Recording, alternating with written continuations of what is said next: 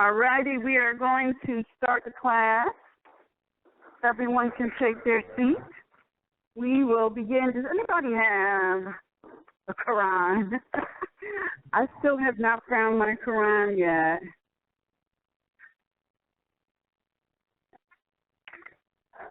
I guess I won't be finding it until I get back home. Maybe I'll get a new one today. Oh, cool, thanks. All right. Islam, everyone. All right, what we're going to do is we are going to start out as we start every week by reading chapter 25 of the Holy Quran, divinely prepared by Prophet Noble Ali. After I finish reading, if you are in agreement, affirm by saying Islam. Ye are the children of one father, provided for by his care, and the breast of one mother had given you son. Let the bonds of affection, therefore, unite thee with thy brothers and sisters, that peace and happiness may dwell in thy father's house. And when ye separate in the world, remember the relation that bindeth you to love and unity, and prefer not a stranger before thy own blood. If thy brother is in adversity, assist him out. If thy sister is in trouble, forsake her not. So shall the fortunes of thy father contribute to the support of his whole nation, and his care be continued to you all in your love to each other. Islam, Islam, Islam. Let's see. We're going to be continuing, I believe. Where's the sister that was giving us the... Oh, maybe she's going to be coming in. How many people was here last week? Wow. Almost everyone. All right, we're going to continue with writing this deposition, but our projector is not here, but I believe it should be here momentarily. So we are going to talk strategy. But before I do that, I just want to make a mention, because, you know, we're going over the air, and a lot of people listened to the show last week. They didn't realize that we had a sister in here who had a seizure. I muted the phone, played the music, and then forgot to unmute the phone. So many things was happening last week. But what I'm intending to do, if I ever get around to it, is I'm going to edit out that space of silence and then upload it back so that there'll be no break. So until I do that, there's going to be a break. Consider it, you know, when you're listening, you know, sometimes it's great to listen to the broadcast, but sometimes you do want to stop it so you can go to the bathroom or go get something to eat. So consider the pause a bathroom break until we remedy that.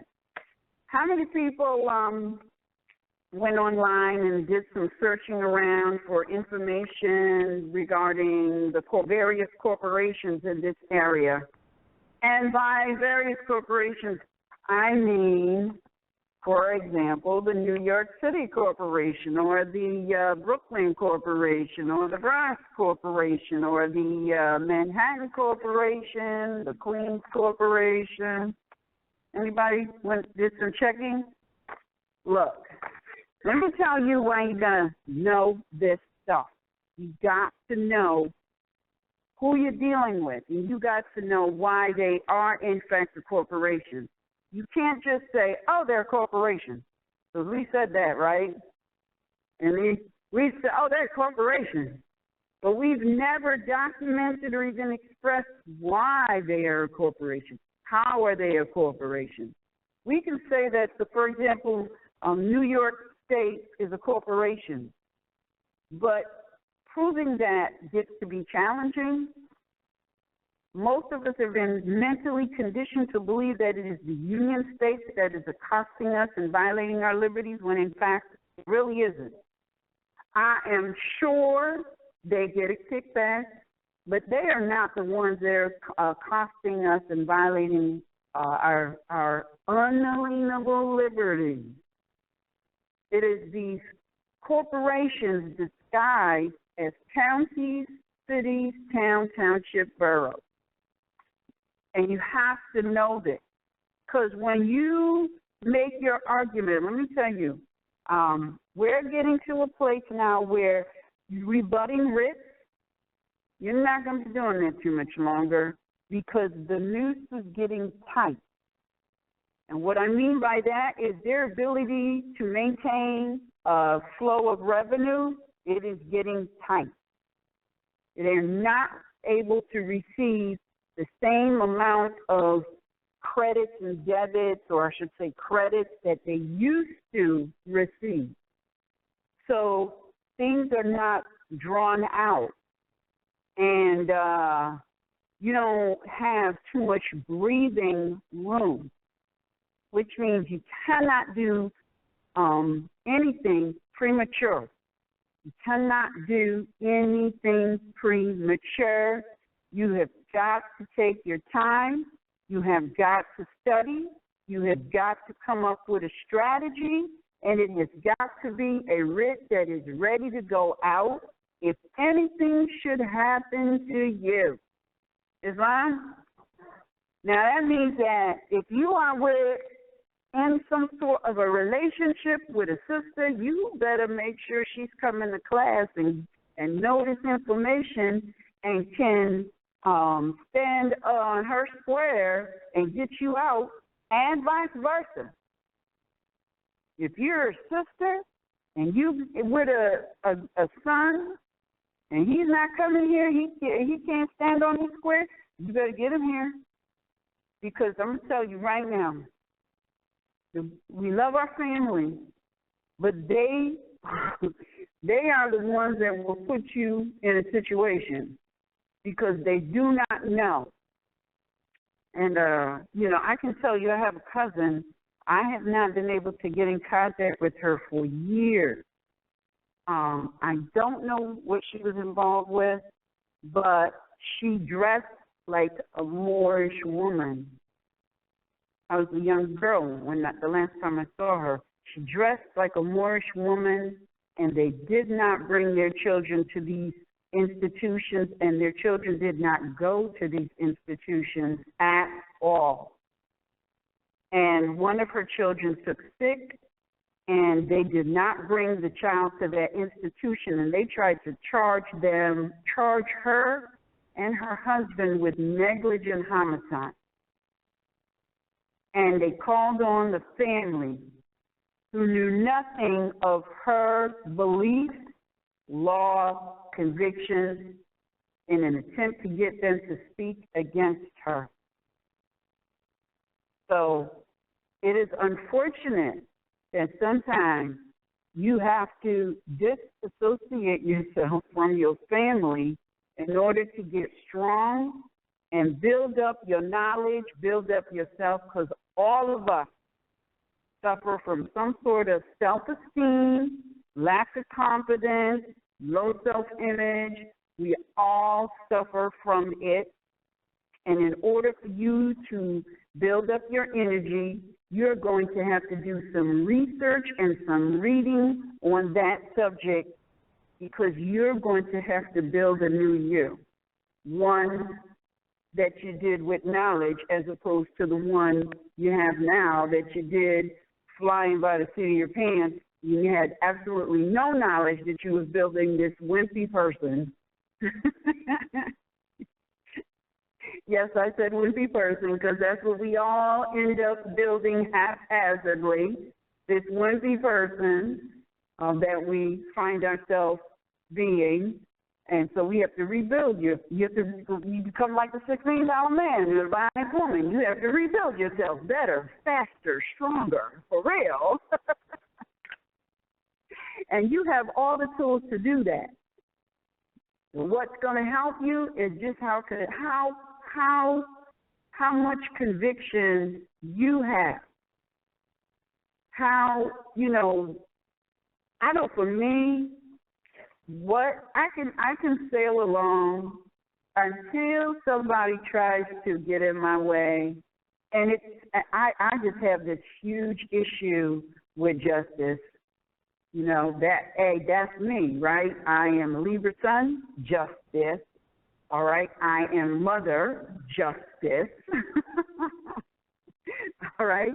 So I cannot stand to or even experience any kind of injustice. I have a huge problem with it. And that will light my fire quicker than anything. And once I get mad, I go on a hunt to find documentation to support my claim. And man, I don't know about you, but if I'm pissed off, I can write a writ in an hour. Now, the reason I can do that is because I've done a lot of studying. I've gathered a lot of case law, and I have studied that Constitution. I understand the spirit of the Constitution. You have to understand the spirit of the Constitution. You have to know why that document is so incredibly awesome. You've got to know it.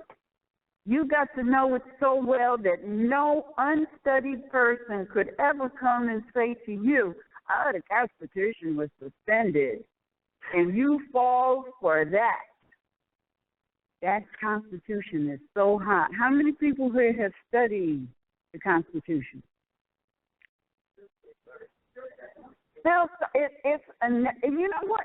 It's very short, but you can study it forever, and you will always find new insight. It's amazing what our ancestors put together. Absolutely amazing. But let me tell you why that Constitution is just so incredible. You have to go back to 1774. I can't say it enough, because this is our heritage that we're talking about. In 1774, the modern Europeans who came over here on the boat, not us, they came over here on the boat, the slave ships, but they weren't shackled like us. They was coming over here out of the prisons of Great Britain. All right, they left the prison. And the good thing, the prisons of Great Britain was no cakewalk. Okay, the stuff they call a prison today. Look, watch. How many people have heard of the series The Tudors? Thank you, Tudors. It sounds like I'm saying two doors. Tudors. Also, what's the other one? Borgia. How many people have seen the Borgia?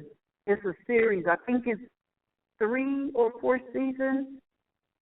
They're talking about the Moors. Between those two, they show you what jail was like. What people is doing jail today, cakewalk. Really, it's cakewalk compared to what jail was back then. Back then, jail was, and the people that was in the jail was the modern Europeans. They would put you on, you ever heard of the rack? Y'all heard of the rack? The rack is, they would handcuff your hands to one end and your ankles to another end, and they would pull you until your arms and your legs popped out of the socket. They didn't do it until completely popped out. They did it enough so that you would be in excruciating pain, and then they would let you rest, only to begin again. They had another torturous device where they would put this cage thing around your face. On the inside had spikes.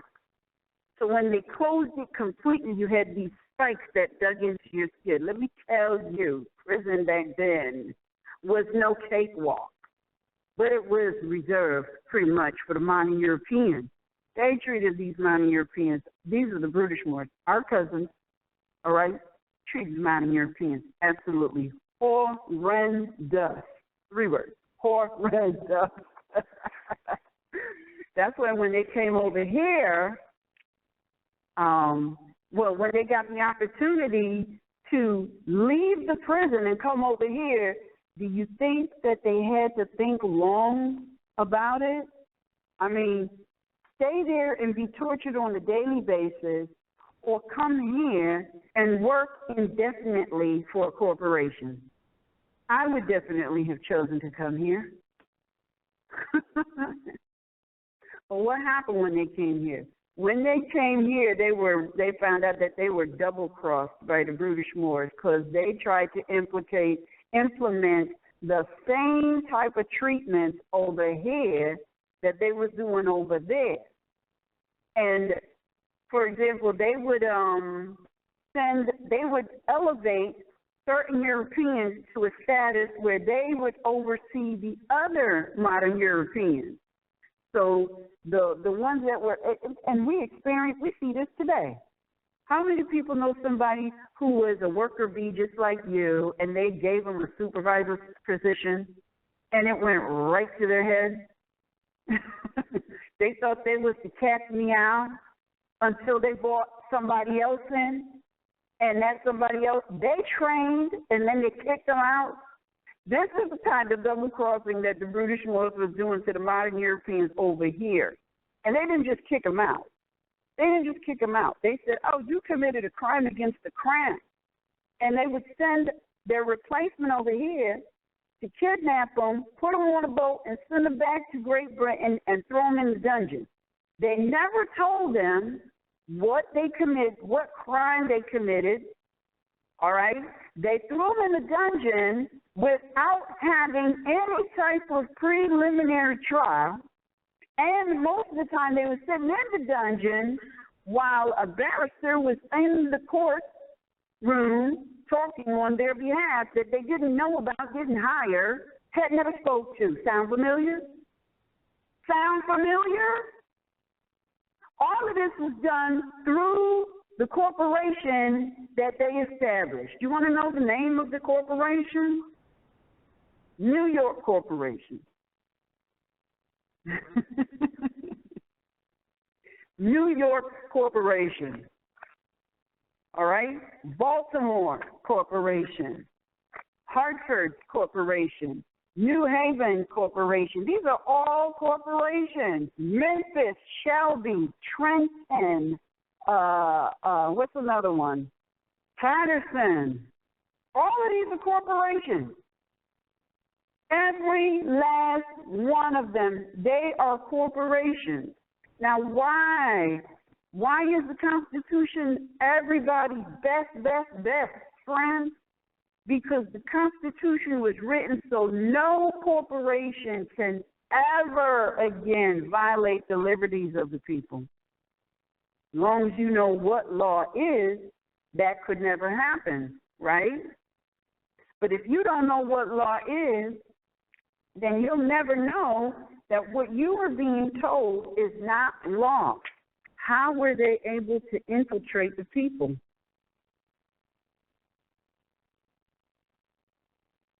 How? Y'all are very quiet. Y'all sleeping? Y'all slept late today? On a day? How many people had a day off today? Y'all slept late now, huh? And so your brain is kind of foggy. That's what happens when you sleep too much. How do you think they were able to infiltrate the people? How? Huh? How did they do that? How did they hide the law from the people? Well, actually, that's not entirely our history. That's their history. But how were they able to infiltrate the people? Because in order for them to change the information, they have to somehow infiltrate the people, right? They have to get them away from how they historically get information, right?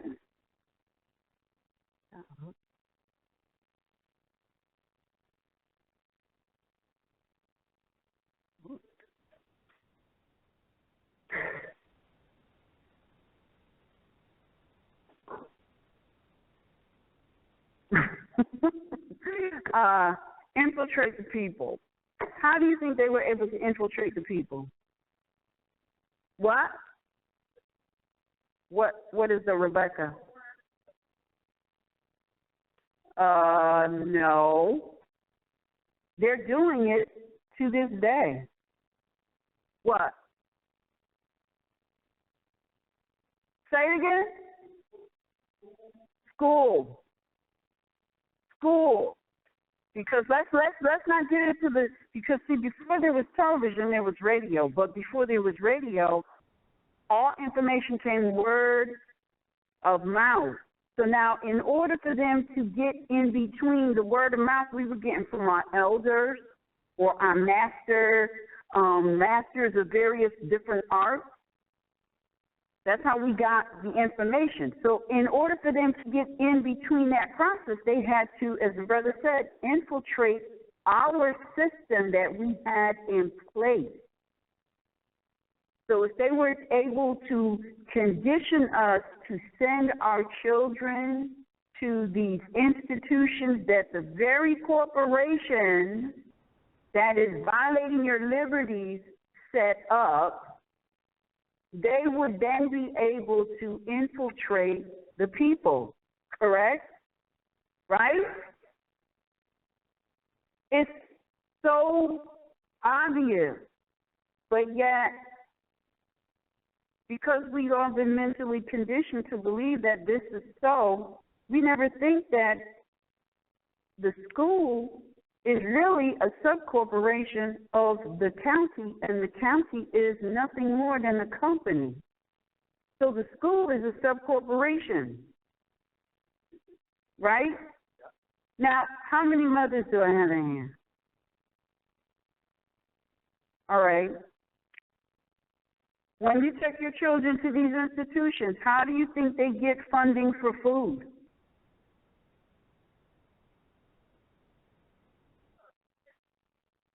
What is? Exactly. And here's the thing. These so-called applications, right, is nothing more than open contracts. They're really not. Well, they are a contract as long as you don't know they're not a contract. Because they're really not a contract. But they use them as though they are a contract, but they're not. It's really because, see, I can put how many people would sign or autograph a document without first reading it? How many would? You would? You've done it. I've never done that.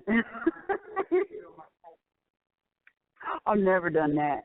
It's interesting, because nowadays they're like, when you do anything, it's always online, and then they try to say, click this box if you agree to our terms and conditions. But when you read the terms and conditions, they're so bogus.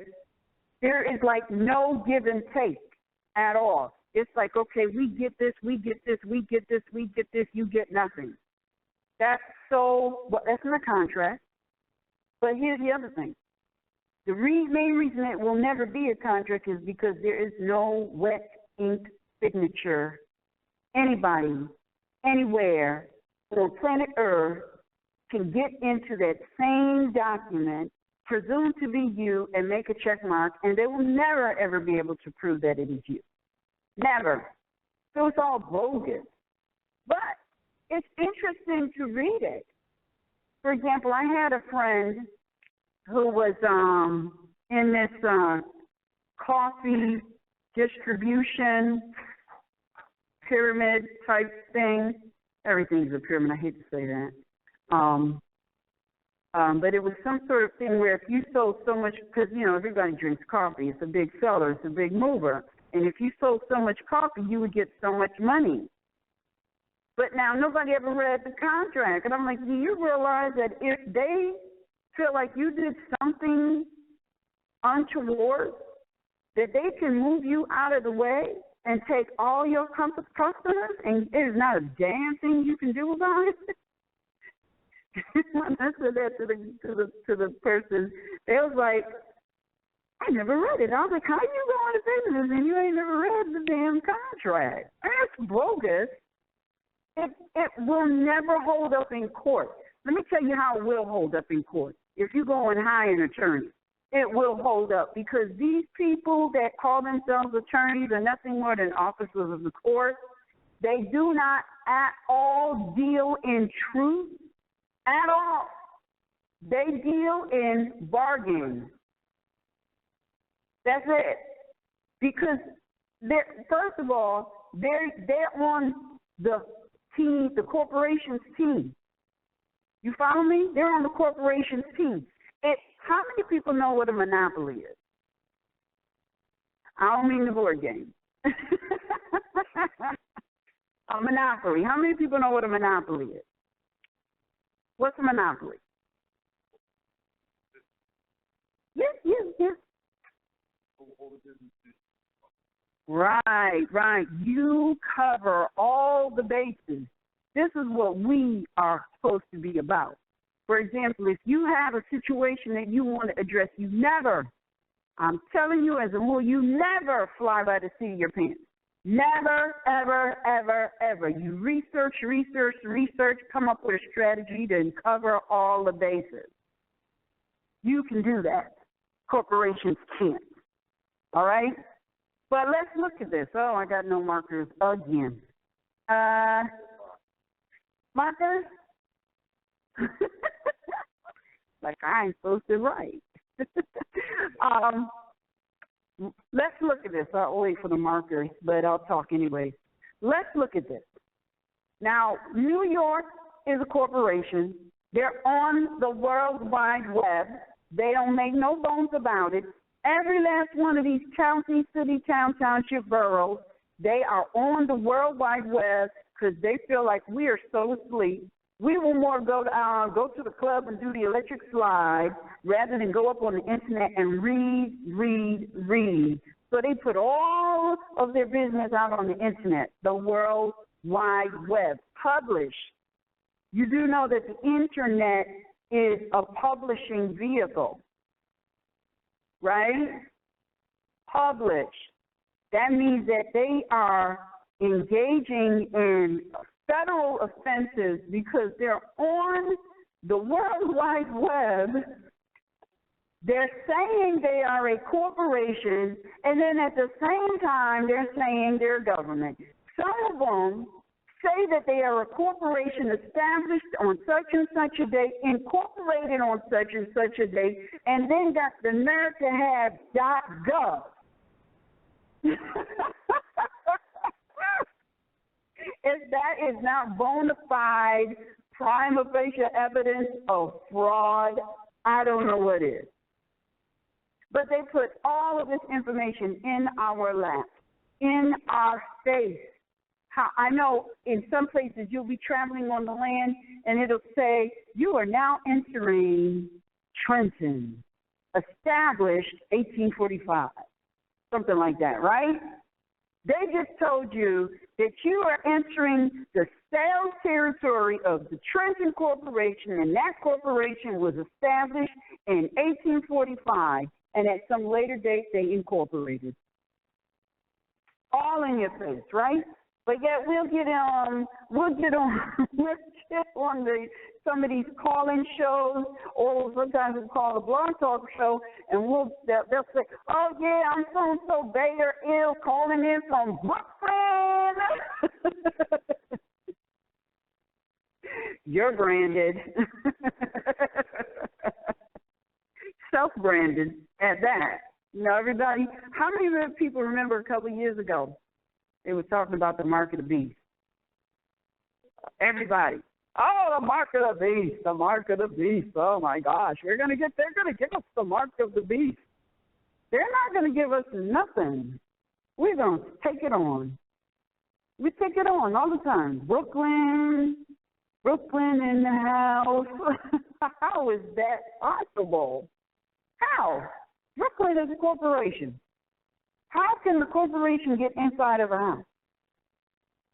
They must have brought the incorporation papers inside the house, and that's how Brooklyn gets in the house.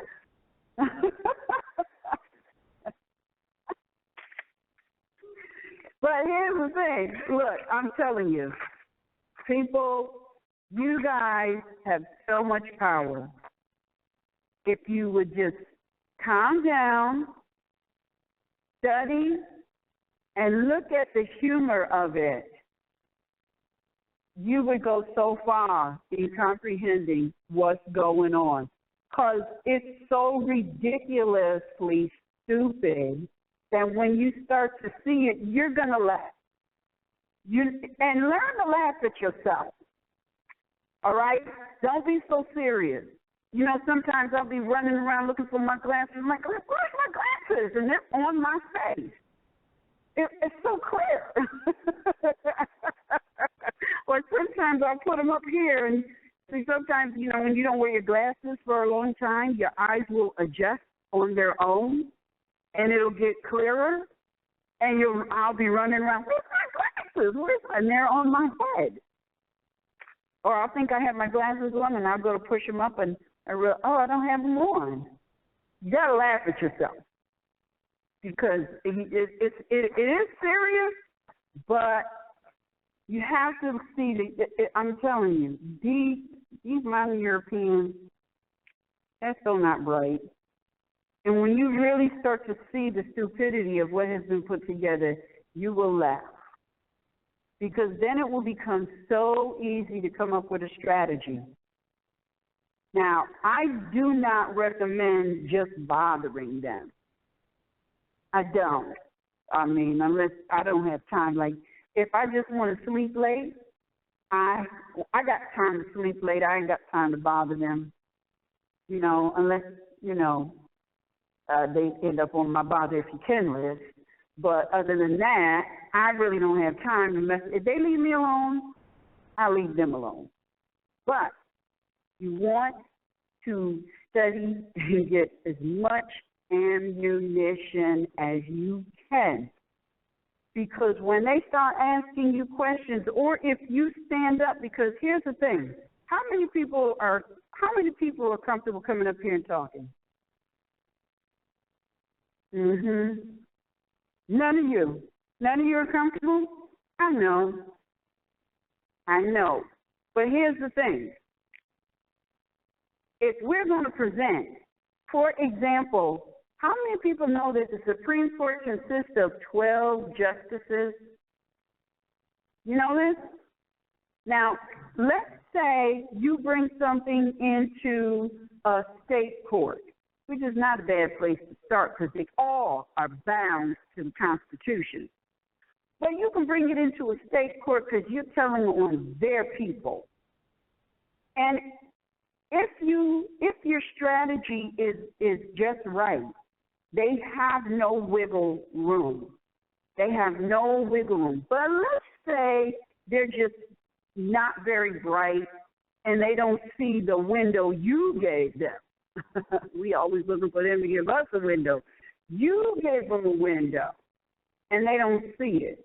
That means you're going to have to go into the Supreme Court. Supreme Court is not like your state court. The Supreme Court is you got to be able to stand in front of 12 justices and present your claim verbally as well as in writing with all evidence, documentation, all right? That means that you got to be able to stand up in front of at least 12 people and talk, tell your story, put your claim into the ether. So you've got to get over not being comfortable speaking in front of people, because not only will you maybe have to go and speak in front of the Supreme Court, you might need to go and speak on behalf of the nation in front of the United Nations alongside your brothers and sisters of the other nations of the earth. This is what you have to be prepared for. This is exactly why they cannot get a hold in Iraq or over the people in the land they call Iraq and Iran and Afghanistan. They can't get a handle on that because everybody is ready to stand on their square. Everybody. Everybody knows what the last person standing knew. And everybody is ready to go down. Everybody's ready to take a hit, take a bullet. Everybody. We got to be the same way. That means you're going to have to get over your fear. Because really, the cards are all in your favor. Really. All of the cards are in your favor. If you could just know a little bit of what I know, and the only way you're going to know that is if you study, but if you could know a little bit of what I know, you would be like, oh, this is a piece of cake. I see where this is going. I see what I need to do. It's so clear. It is. It's so clear. Because what has happened is the elders of the modern European, they knew law. They knew law. They knew how to use it, all right? Their children, busy being, playboys and playgirls and jet-sitters and spending finance here, there, and everywhere. They don't know jack. Really, y'all know more than them. If you would just go into your mind and think a little bit, you will find that y'all know more than them. Really, you think you don't know. And the only reason you think you don't know is because you got low self-esteem, low self-image, and you lack confidence. And the only way that you're going to be able to get all of that back is with reading. I'm telling you, I rebuilt myself several times through reading. Because I was the quiet mouse. I didn't like to be noticed. I was the shadow walker. And I didn't talk a lot. You would never believe that, right? I didn't talk a lot. I didn't like to talk. But I got into this Amway business. And I met this really great woman, and she kind of coached me and told me, oh, you got to go to the mall and practice. Learn how to say hello. Because you don't know how to, nobody knows how to say hello no more. Have you noticed that? You walk down the street, you're not even trying to make eye contact.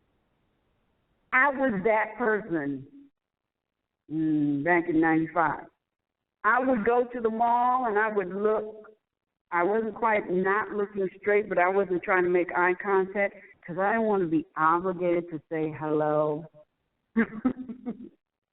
If I grew up with somebody looked at you, made eye contact, it's polite to say hello. So I didn't make eye contact because then I'd be obligated to be polite.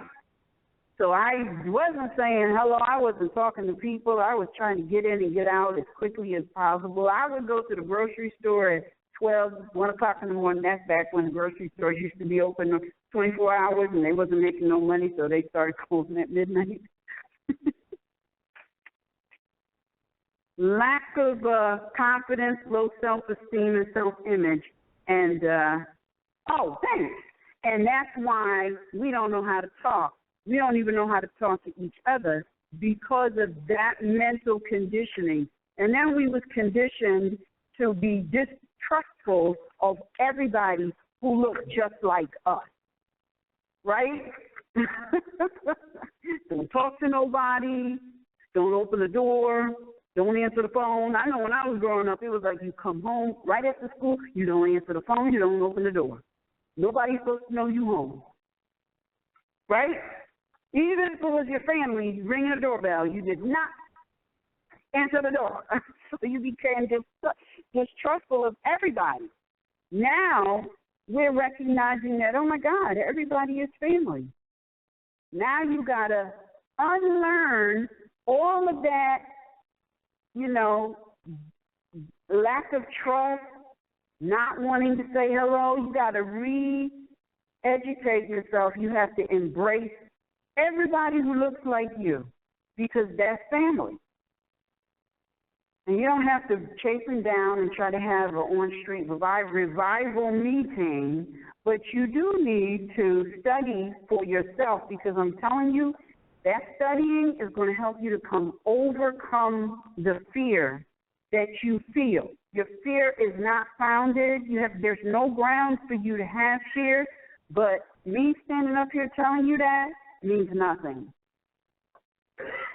But when you start studying, you will run into that.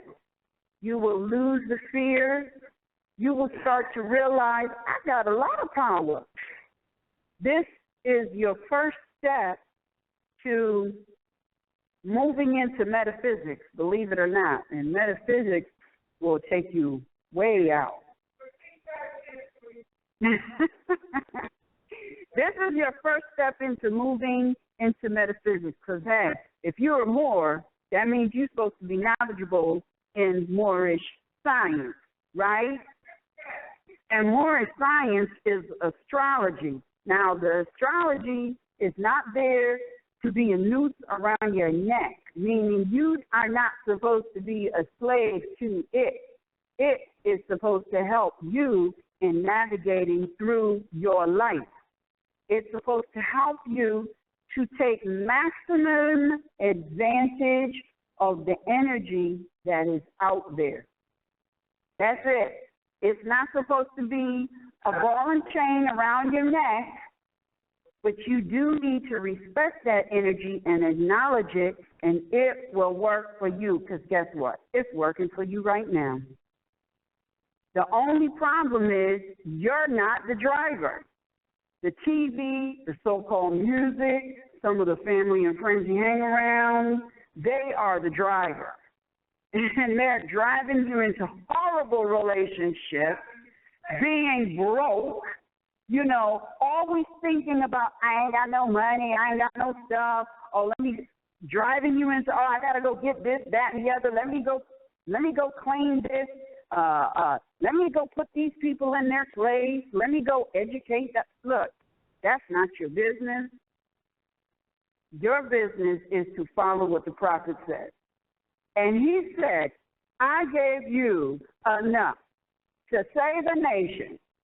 Now sit down and save yourself. You don't need to be running the streets, trying to have a revival meeting on the street with every brother or sister you run into. You need to be, if you're running the streets, you need to be running home to get in the book so that you can save yourself. And the importance of that is if you start to study and change yourself, it is going to change your energy. That means when you're going through your day, your energy is going to touch everybody that you come in contact with. And those people who are looking may find themselves here at this meeting because they touched your energy and was looking. That's how simple it is. It's so not supposed to be a fight. It's very easy, very easy. We just got to get out of our own way, and we got to let go of that fear, because there's absolutely nothing to fear. So what? If you should happen to pass form, guess what? You just don't come back and pick up where you left off and keep it moving, because the lessons must be learned. There's no way around it. So you're not going anywhere. You ain't missing nothing. You got to wrap it up now, or you will wrap it up later, but you will be wrapping it up. Islam? All right, so I think our projector has arrived, and it will be set up momentarily, I guess, when other parts of it come up. But we still don't have the sister that was telling us yet.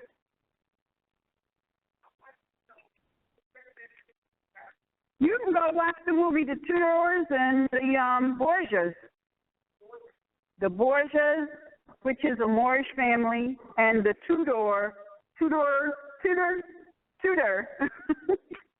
which is another Moorish family. Henry VIII was a Moor. He was darker than I am, had curly hair.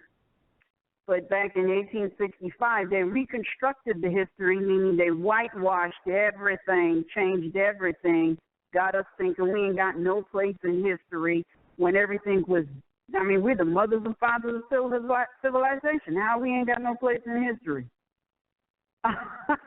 Islam?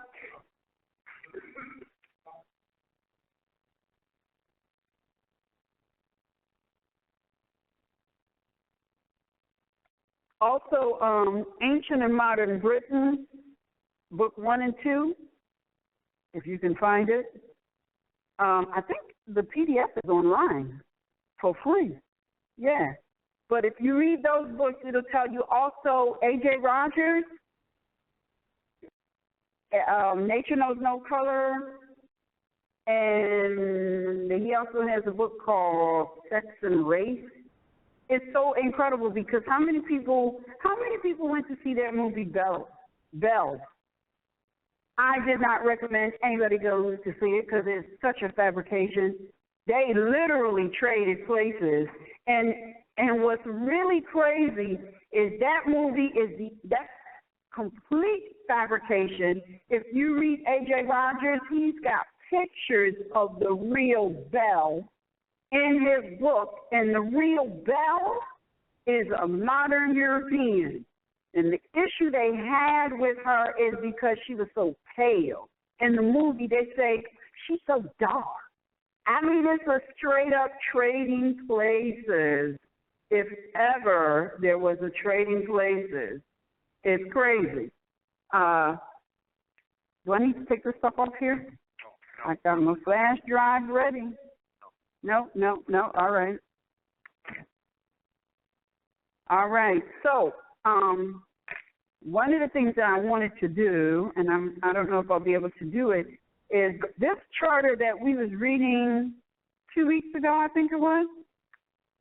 This charter of New York, it is dated 1686. But there's another charter that I have, and I think I want to say 1894. I want to go through that a little bit because in that charter of New York Corporation, it shows you how they're setting up inferior courts, the police, and other things. They literally have sections in there on how they're setting up these things. And what I wanted to do, and we have an unabridged dictionary that we can check it out. We might need another table just for that big monster book to sit on. One of the things that I realized is in the 1700s, the late 16, early 1700s, it is my theory that governor back then did not mean what it means today. Because back then, it appears as though the governor was the CEO of the corporation, one type of corporation. Did you say something? You have your hand up? No? Oh. Some of these titles that we're familiar with today, we need to go into unabridged dictionary from like the late 16th, early 1700s, and see what those words meant in that time. Because in looking at some of these charters, and remember charters today, a charter in today's language, a charter is what did I say it was? Business plan. A charter is a business plan in today's language. So when you read these charters, they're talking about, well, the governor will make this decision, and they will establish court, and they will meet at the town hall. And when I read that, I stopped, and I remembered, now, I used to work for a major corporation. How many people have worked for major corporations? Did they have town hall meetings? Did they? Anybody? Because I remember the major corporation that I worked for, they had town hall meetings. So maybe town hall, as we think we know it today, is not really what it is.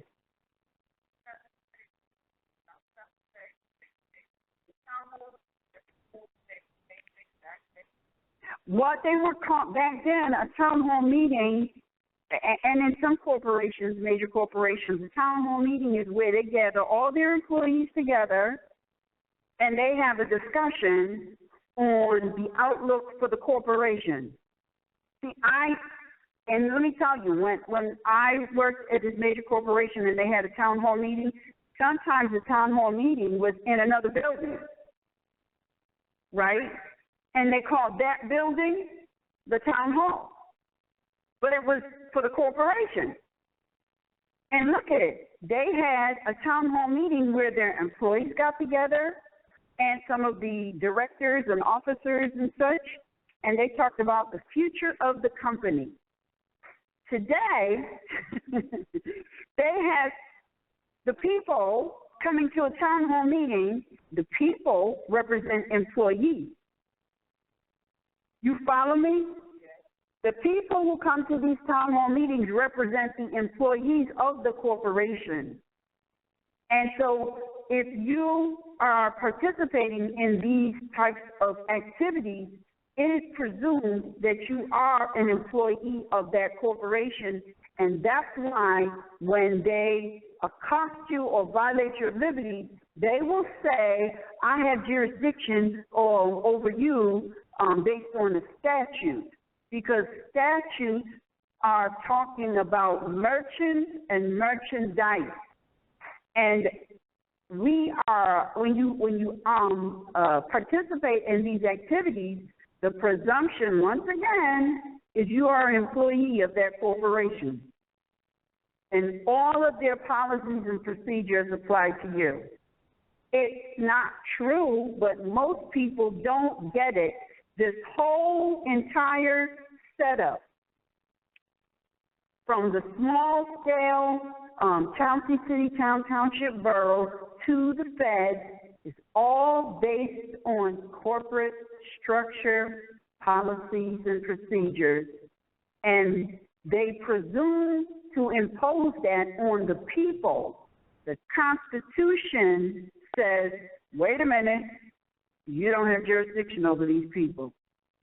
It also says, wait a minute, you are implying that there is a contractual obligation that they did not voluntarily sign up for, which is a violation of your constitutional rights. For example, you're absolutely correct. It is. For example, New York Corporation, they presume to put their, every corporation has corporate security, right? Right? Right. And the parameter of that corporation, they put in their charter. It is as though they have a building, but the building is invisible.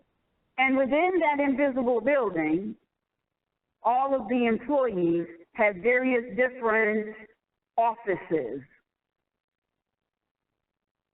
Right? Do you see where I'm going? Does this make sense? Do you see it? If you read their charter and you look at what is being imposed on the people, they're treating the people like the people are employees, but the people don't know they're employees. It was never disclosed to them, which means that's what? Fraud. They're saying that they're government, but they're really a company. They set up the corporation using language that implies, because of the mental conditioning we suffer under and the miseducation, that implies that they are government when they are in fact not government. Right? So when you start to write up these writs, your language has to be absolutely clear. For example, if you go to Walmart and you're cruising through a parking lot and one of their corporate security guards forces you off the road, comes over to the side of your conveyance and demands your personal property. If you don't give it to them, they smash your window and drag you out of your property, slam you on the floor, and, hog tie you and throw you in one of their storage rooms. Would you write your report and say, Officer so-and-so, Officer so-and-so was driving behind me, and and put on his siren and told me to pull over, and I pulled over, and he asked me for my driver's license and registration and insurance, and I gave it. You see how ridiculous it sounds? This is how they look at us. Because we're supposed to know that those are private foreign corporations. They are not government. I don't care if they have the military to kidnap you off the street. It still doesn't make them government. I don't care if their website says .gov. It still does not make them government. It is actually evidence of fraud. If you go to the World Wide Web and New York City says newyorkcity.gov instead of New York City or newyork.org or newyork.com, that is prima facie evidence of fraud, isn't it? Isn't it? Impersonating a government officer, right? Do I need to move? All right. Stand right where I am. All right. So this is why you have got to study. You've got to know who you're dealing with, and you've got to be able to verbally express that.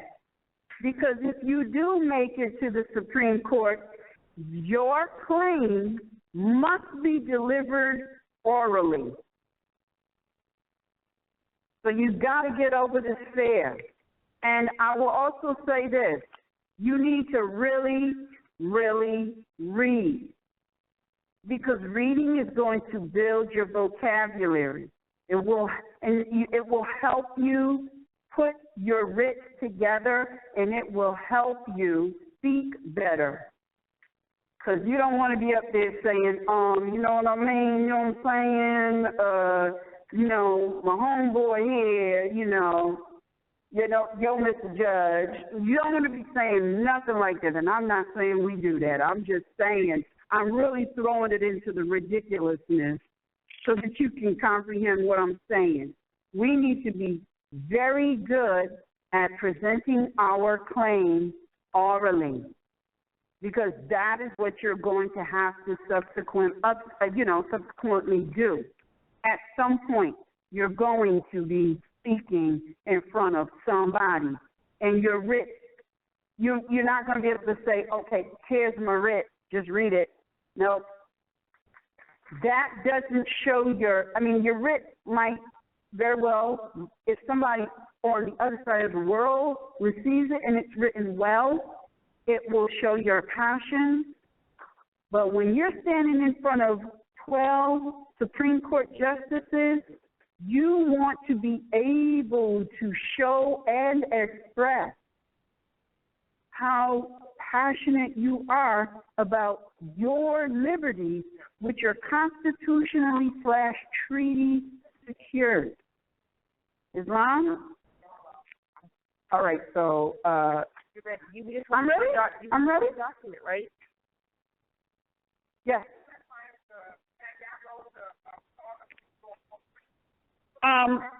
Once we finish with this lesson here, what we're going to do is we're going to upload the writ, and we're going to also upload the charter so you'll be able to download it. Yeah. Okay. Oh, that's good. Huh? Well, 9 or 12, it depends where you're going. I mean, because, my thing is you're going to have to do some research to find out if you're really in a Supreme Court, because up in this area, every court is a Supreme Court. And it's not. No, look, if they're talking about arraigning, it's not a Supreme Court. You don't do any arraignment in a Supreme Court. Really. Yeah. Really what they're doing is they're in a building called a Supreme Court, and they have rented a room. That's what they've done. What? Say? Did you say border? Oh. All right. All right. No. Can you guys see this? All right. Well, well, now how am I going to be typing? We're going to give you the podium. The brown thing? Can I turn the computer around? There's a smaller No, this is it. Yeah, I'm. Oh, cool. No. Turn it around. I can. Oh, well, I don't want to have my back. You have your back. That's what you were saying. Can you push that over? Yes. Hold it. What speaker? No. Hold it for a second. Hold on. Hold that. Okay. No, she needs to be. So. There you go. She's moving it over. Bam. She's moving it. Yeah, there we go. And before we start, I need to make sure that we're transmitting all right. And that's it. Wait a minute. What Black Club?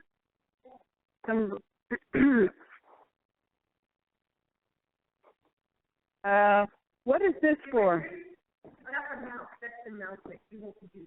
Sure won't, because I need that space. All right. Do we have, oh, good, we got mics? Can we do the smooth transition? No. Is it on the ear? Are we on the ear? No? I'm on the ear. You didn't call in? Oh, well, let me come over there and unmute the mic.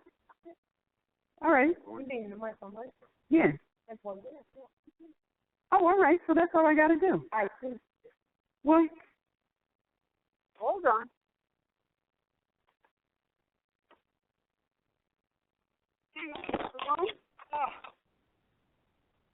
All righty.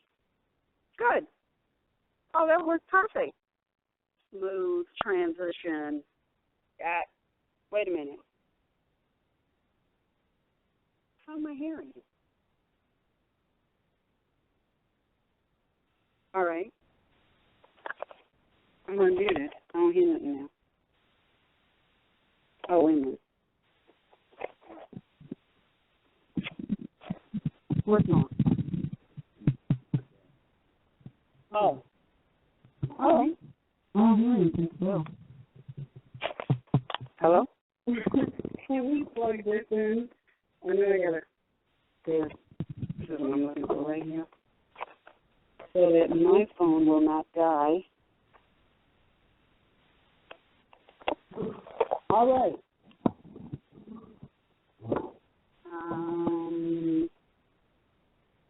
I think I want to mute this.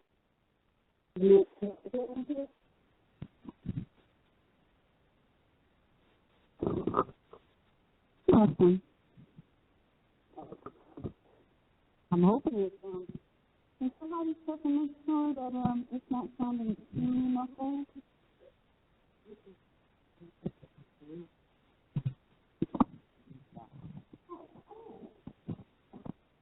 Well, I'm going to go and just in case somebody has a question.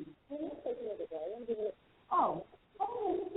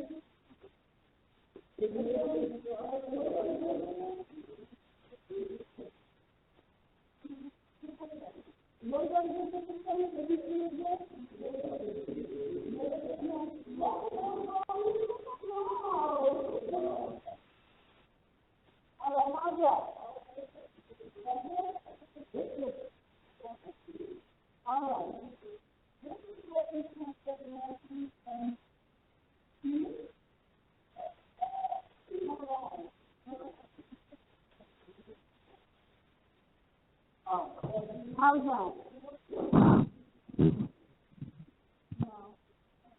That's right.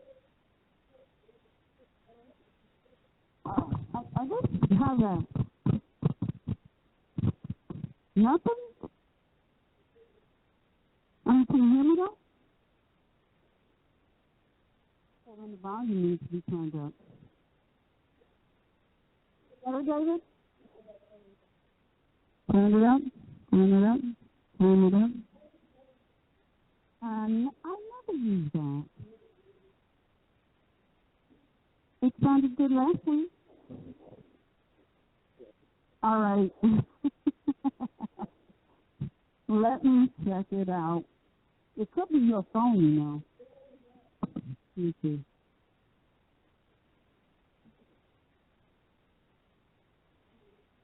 Oh, that wasn't what I wanted to do. Yeah? All right.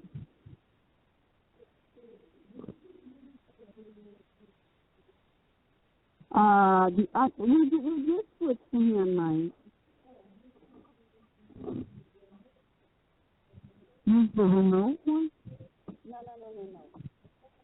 It's your phone. Can you turn that down? I know, I think it's too high. Turn it down a little. All right. Testing. It's still it sounds it sounds very loud.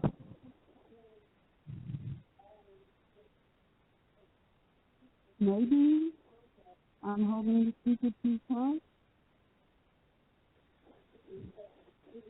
Tell me what this sounds like. My hand is not even working there.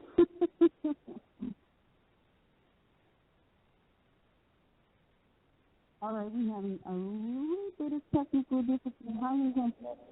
It sounds muffled? All right, let me have the clip. I never use the clip. Hang on. All right. All right. Is this better? Is this better?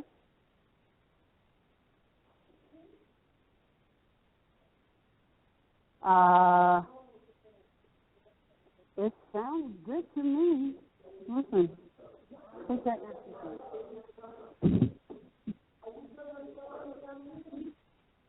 Oh, wait a minute. How does it sound? Isn't it clear?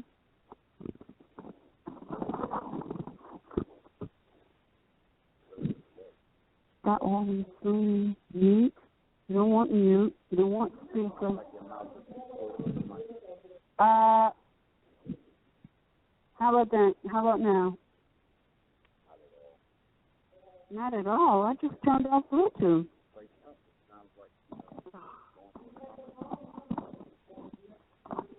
I had this. All right. All right. I'm getting ready to pick it up. I just.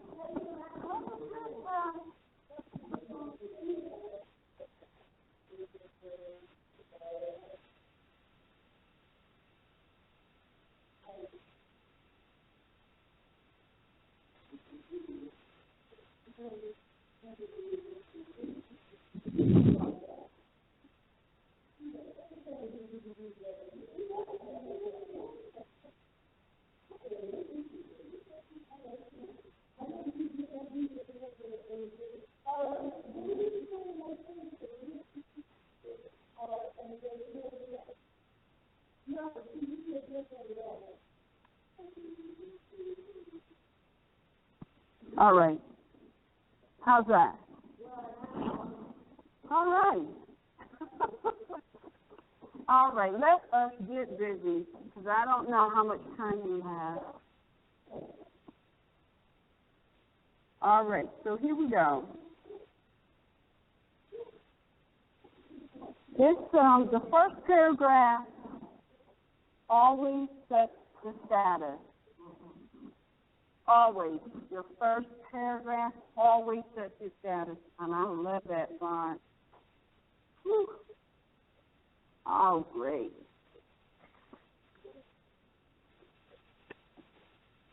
Now, hopefully I'll be able to find that font again. And let's see. This is what you do once you get your story down. Then you want to make your writ pretty. All right. So now we have the story. This is the story. It's a real story. On or around. Let's see. We want to clean it up. The 28th October 1434, Moorish calendar, 2014 Christian calendar year, that's what that means. I, RVBey, was traveling by bicycle on the ancestral estate of my ancestors, moving in a westerly direction when I became aware that I was being stalked by an unmarked motor vehicle which was moving so close to me that I became afraid for my safety and life. Therefore, I pulled over to the side of the road. Once I pulled off the road, a stranger approached.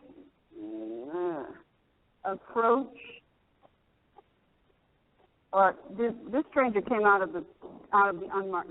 Let's go back. Oh, that's right. He was in the car, right? The stranger in the, what did we say it was? Unmarked motor vehicle that was moving too close to me on the, to me while I was traveling on the land, began interrogating me. We have spell check that. Interrogate me from within his motor vehicle. From my position, I noticed that he was wearing a type of uniform that usually also has a gun. In fear for my life, I began answering the interrogation question, and let's see. In this series of interrogation questions, okay. All right, let's go and clean that up. Let's see. How do we want to say that? Because this guy was while he was interrogating her, he demanded her private property. So how would we word that? Anybody? Anybody? Come on. What? What?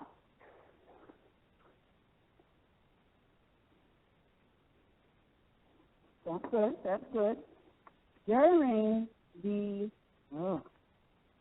I had to cut my nails. During the interrogation, this unidentified male with a gun demanded,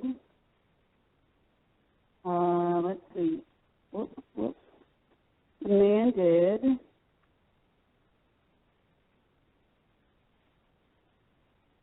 my personal property, right?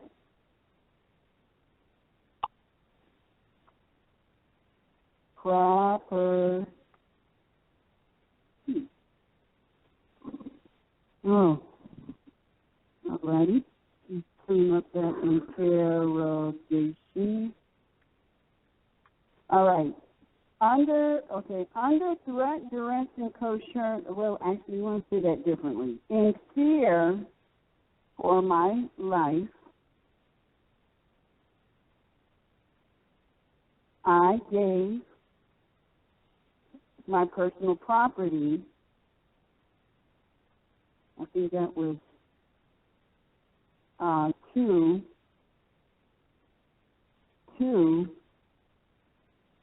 the unidentified dark complexion male.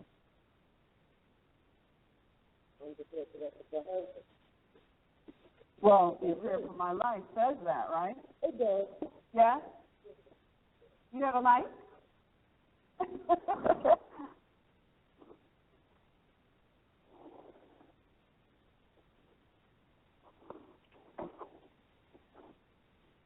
When you said that they asked for your private property, you want to elaborate what that is?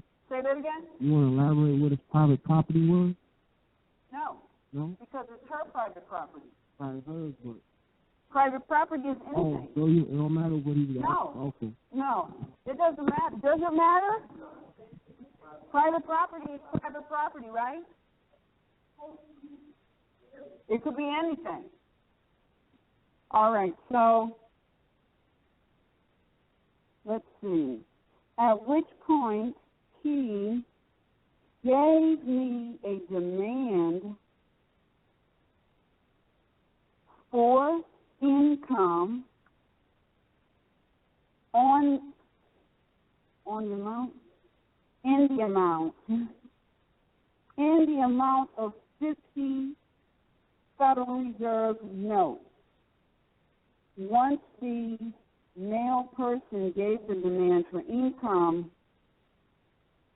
he then informed me that, quote, I could have given you a higher fine, but I'm going to go easy on you.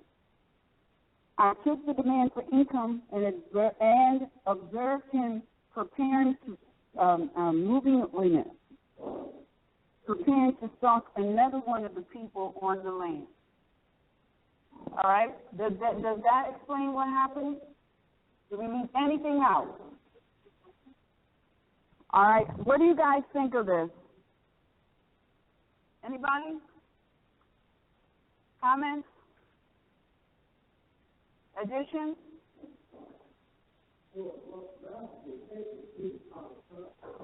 Polish it up how? Such as? You need a mic.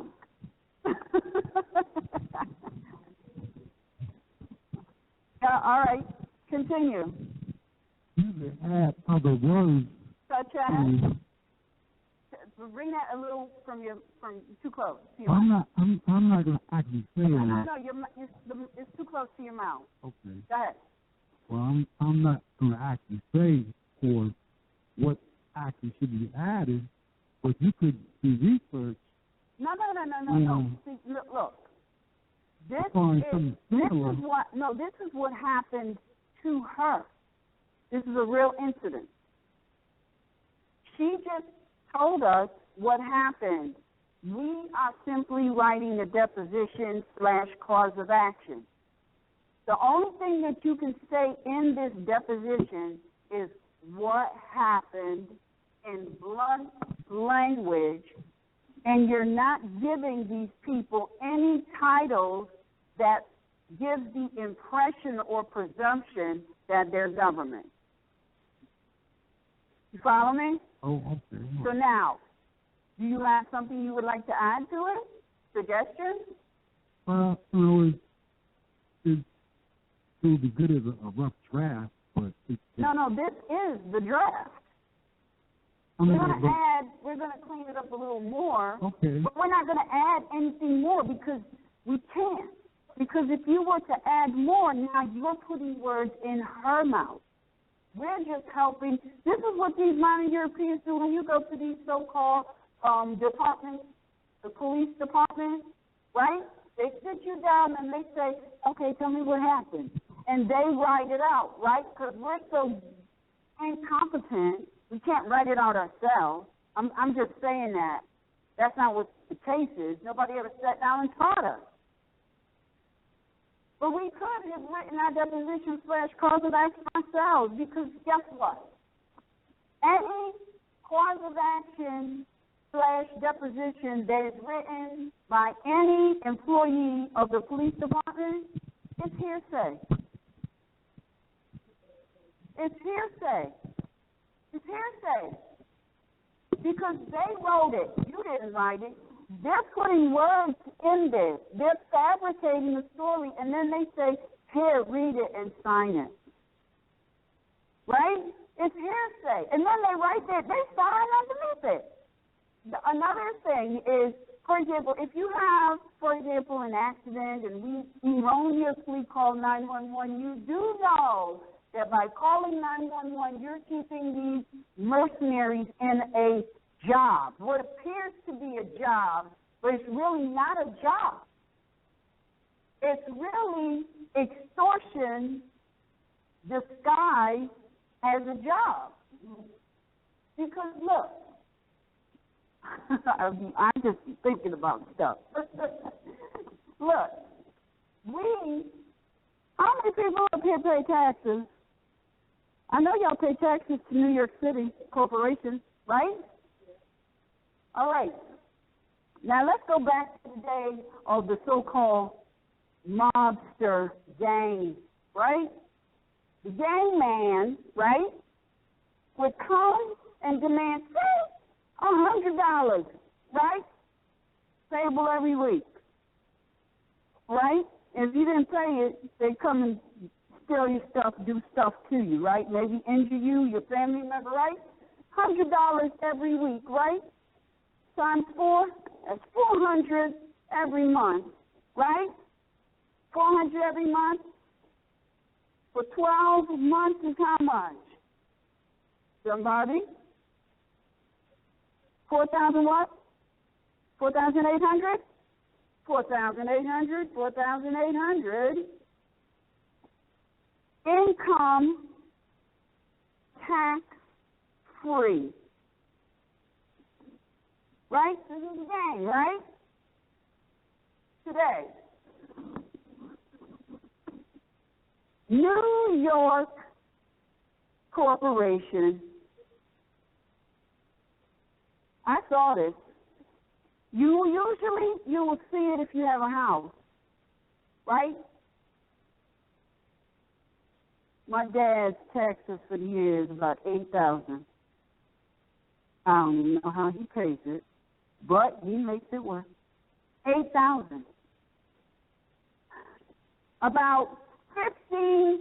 Is it 8,000? No, it's probably more than that. Maybe 45,000. Looks familiar? Goes to the police. Right? Now, they're extorting income from the people. Right? Here's the service they're providing. They will pull you over, right? If you have any kind of disagreement with your mate, whatever that mate may be, they will arrest both of you. Right? Right? If any of your property is stolen, they might do a report, right? Because somebody tagged me up here a couple years ago, and I called them to get a report. And they was like, just call your insurance company. I said, but I need a report. No, we don't do reports. I said, you gonna do one today. I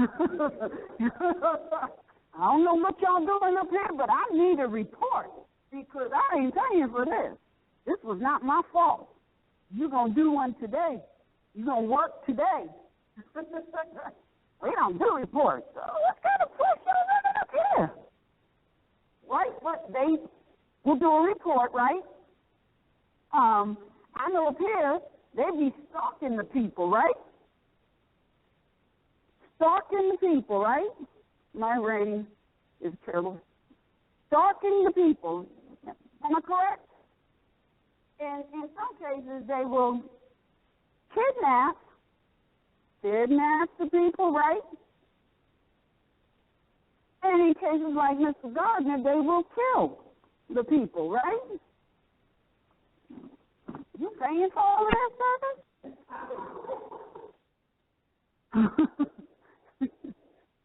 You see what I'm saying?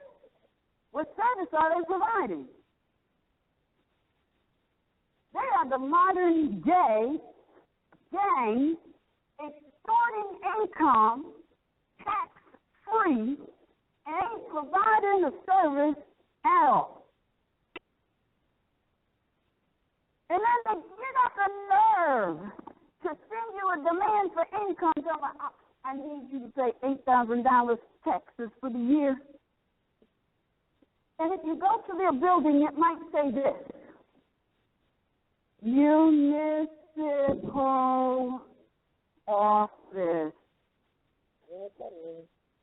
Know what municipal office is, right? What is a municipal office? Roman office. Municipal in the Blackboard Dictionary means Roman venue.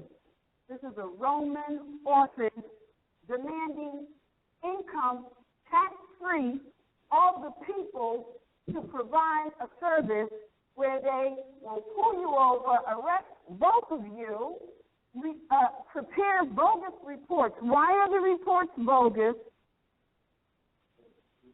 It's hearsay. We prepare bogus reports, stalk the people, kidnap the people, and in cases like Mr. Eric Gardner, kill the people. Is that fraud? You got to know this. You got to know this so that when you are writing your deposition, you don't call the gang members, all right, government titles. You have to show, how is this fraud? You can't. Well, how come they can't tell you what to do, Mr. Bey? Because they're a corporation. Well, how are they a corporation? Because their corporation's got a 501c3. You have evidence of that? No. You don't have evidence, you will be charged with slander.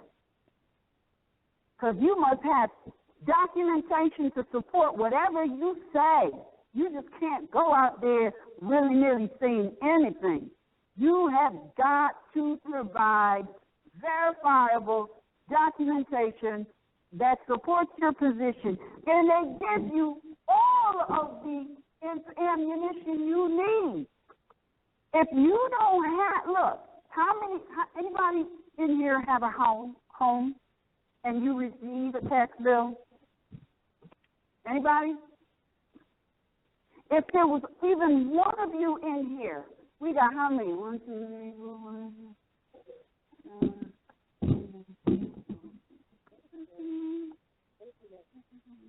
About what? How many people in here? I don't know. Well, let's say there's 50 people in here, all right? If there was even one person in here with some sort of documentation that is demanding income, do you realize all 50 of us could write a writ based on that one supporting documentation? Is the supporting documentation a lie? No. So you can most definitely write a writ about it. And this sister right here, and he's got a good deposition. We're gonna read it if we got. What time is it? If we have time. 9:13. Okay, if we have time. She has a deposition. We could all sign her deposition, or we can get a copy of the deposition, sign off, and mail it in. Because we're family. If she is injured, we all supposed to support her. If he is injured, we all are supposed to support. You know that how many people comprehend corporate structure? In order for you to have a business, you must have what? And what else?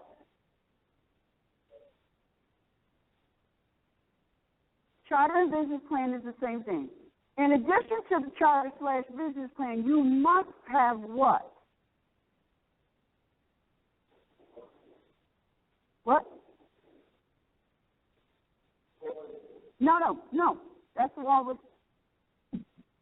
You have to have it. You cannot go into business without it. Y'all need to come out of the rafters, boy, I tell you. Come down out of the rafters. Close, but no, not that. No.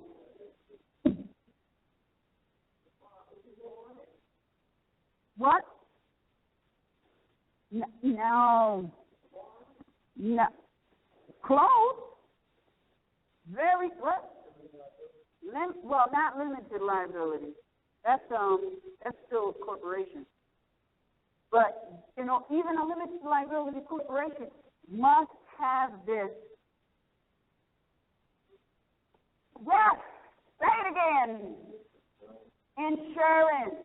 It's called indemnity insurance. Every single business must have indemnity insurance. Do you know what indemnity insurance is? What? Where? That's right, Mike. If someone has a complaint and wants to file charges against you, they have to be able to, I guess.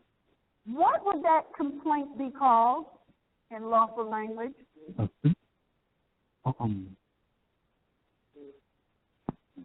to be a tongue, isn't it? Yes.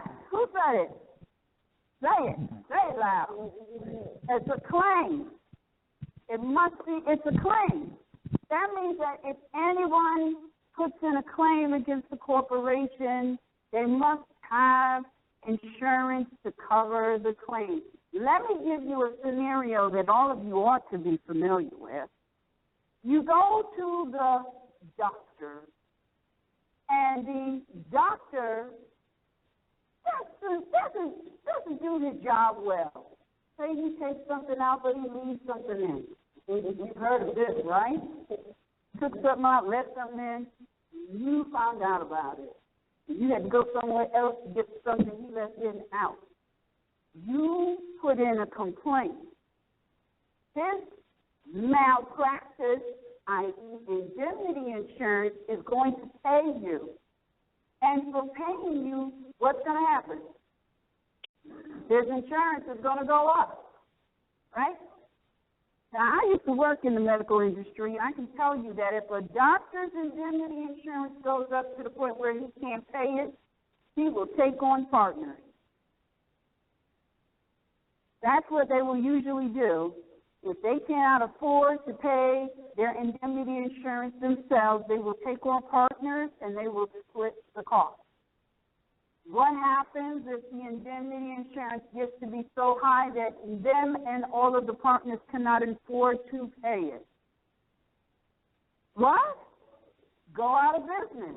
You see why writing a claim and putting it out into the public is very damaging for every single corporation, including New York corporations. I don't even know how New York corporation functions because last time I checked, They was bankrupt. Aren't they still bankrupt? I ain't talking about bankrupt because of the 1933 Emergency Banking Act.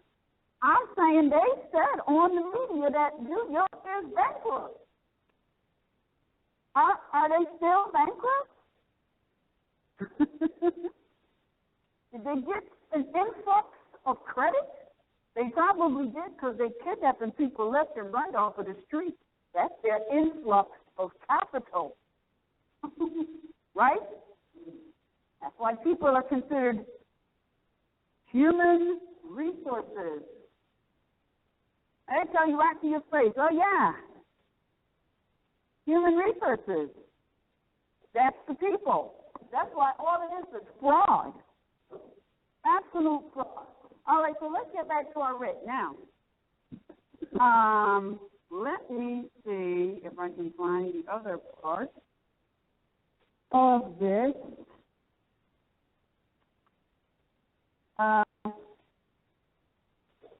This is one that I did for myself. Now, every time you write a writ, you always put your autograph on it. Oh, wow, very nice. And I love to put my flag as my seal. So I'm just creative like that.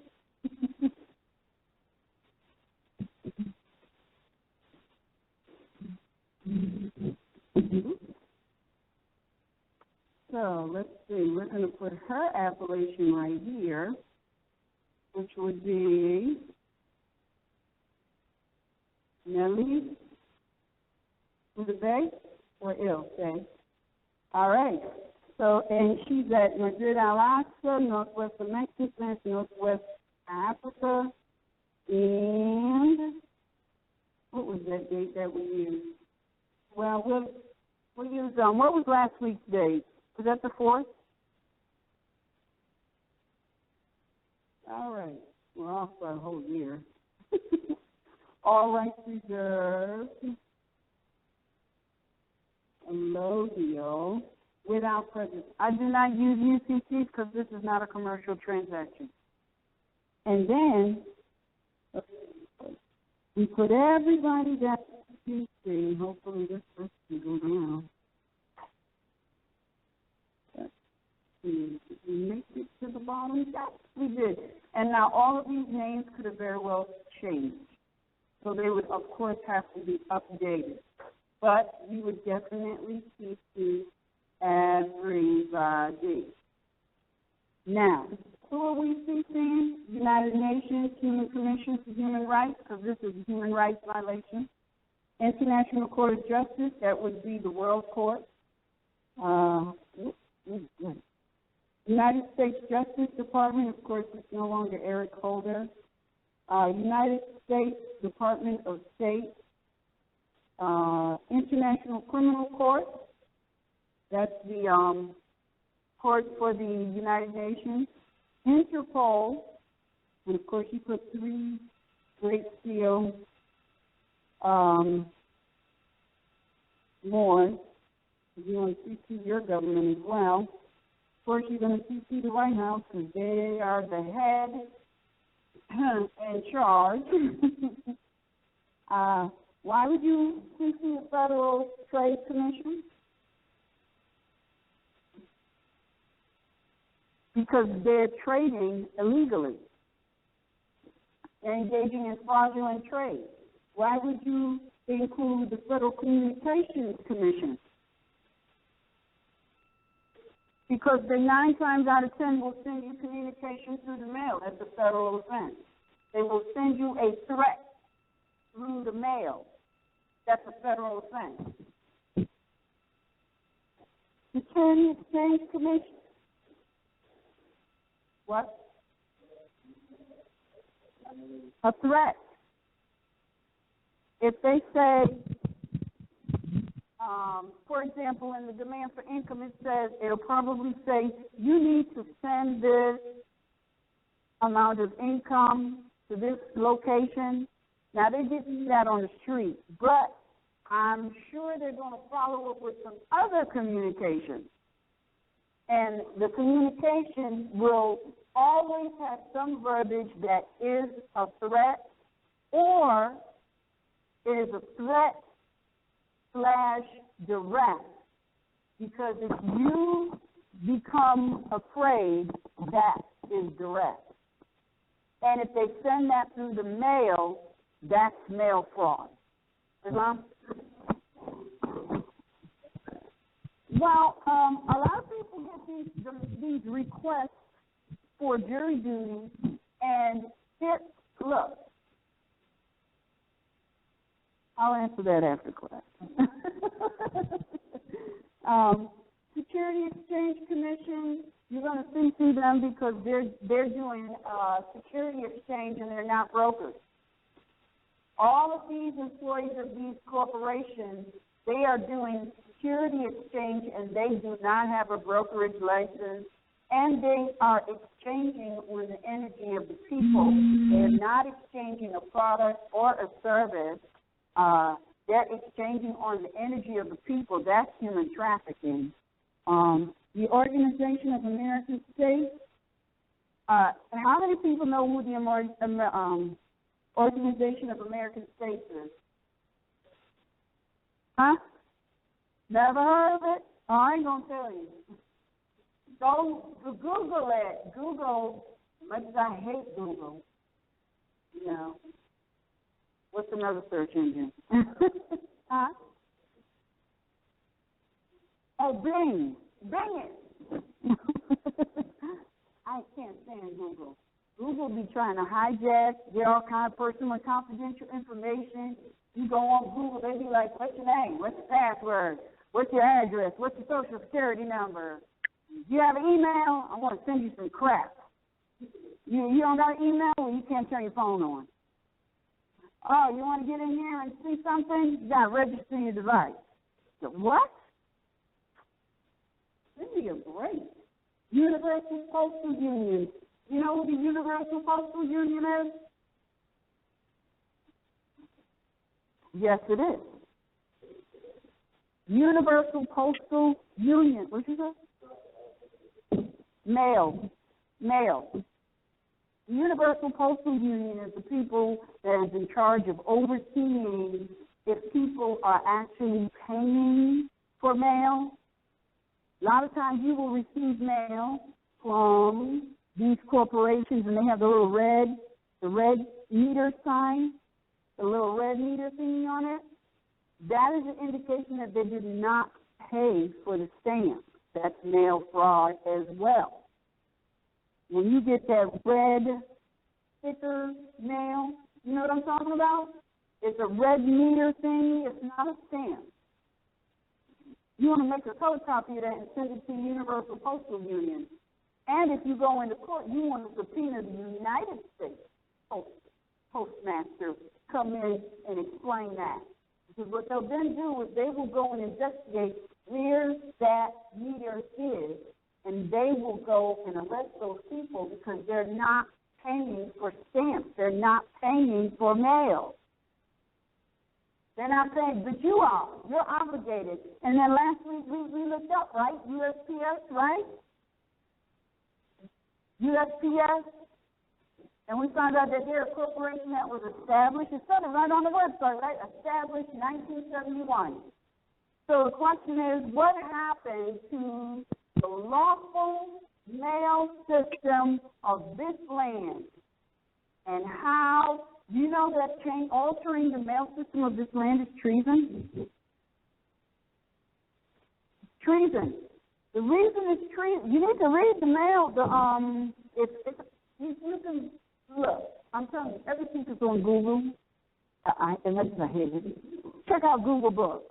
Google Books, you will find congressional records in book form, and they have like a book on the United States Postal Service, not USPS.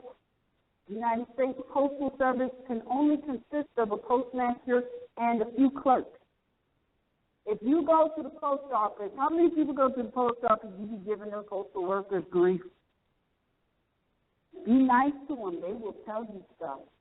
They are pissing mad because they are employees. And, you know, I knew it. I went into the post office one time, and the European daughter, she says, oh, you know, we don't work for the post office. I mean, she said, we're contractors. And I was like, really? She said, yeah. She said, we don't even get good benefits like the real postal workers. I was like, what? She said, oh, yeah, the stuff we get is crap. She was so not happy. She was spilling the beans. Be nice to them postal workers. They will tell you some stuff. And a lot of them, you notice they just all kicking ass, always negative energy. And then, you know what else? They're slowly phasing them out. And what's crazy is they're helping them. Because they like, I ain't trying to do their job. They ain't trying to do, because they're, how many people have worked in the post office here?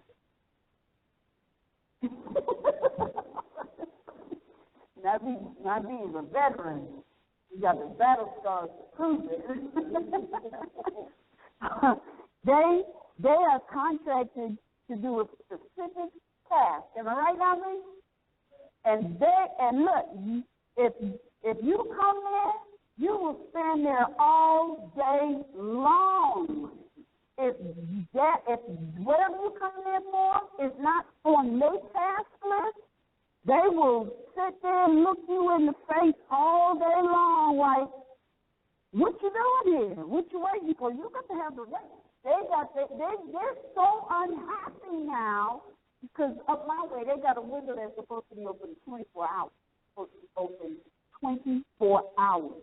They're so not happy that they will put a sticker on the window and it'll say, be back in 15 minutes. I'm like, what? And then you ring the bell, and people will walk on just looking at you like, and I'm like, hello? And they'll be gesturing to you. I don't do that job. You're going to have to wait for them to come back. And I'm like, kind of crazy as shit. And let me tell you what's really sad is all of that is going to cause their job to be phased out faster. Is that crazy or what? It's wild. But the postal, I heard, excuse me? Yes? Come on, sister. I wanted to ask you, now you dropped something, a bomb that I did not realize. It really occurred to me that there's two separate entities of the postal system. One is state and one is the real government. Well, actually, one is federal and the other one is a contractor. Oh, yeah. So where do you know the difference? How do you know the difference? USPS is the contractor. United States Postal Master is the Fed. Just like Kentucky Fried Chicken is the real deal. KFC is the imposter. Bet you didn't know that. Wrong. USPS. No, but the other one is USP, United States Postal Service, and the other one is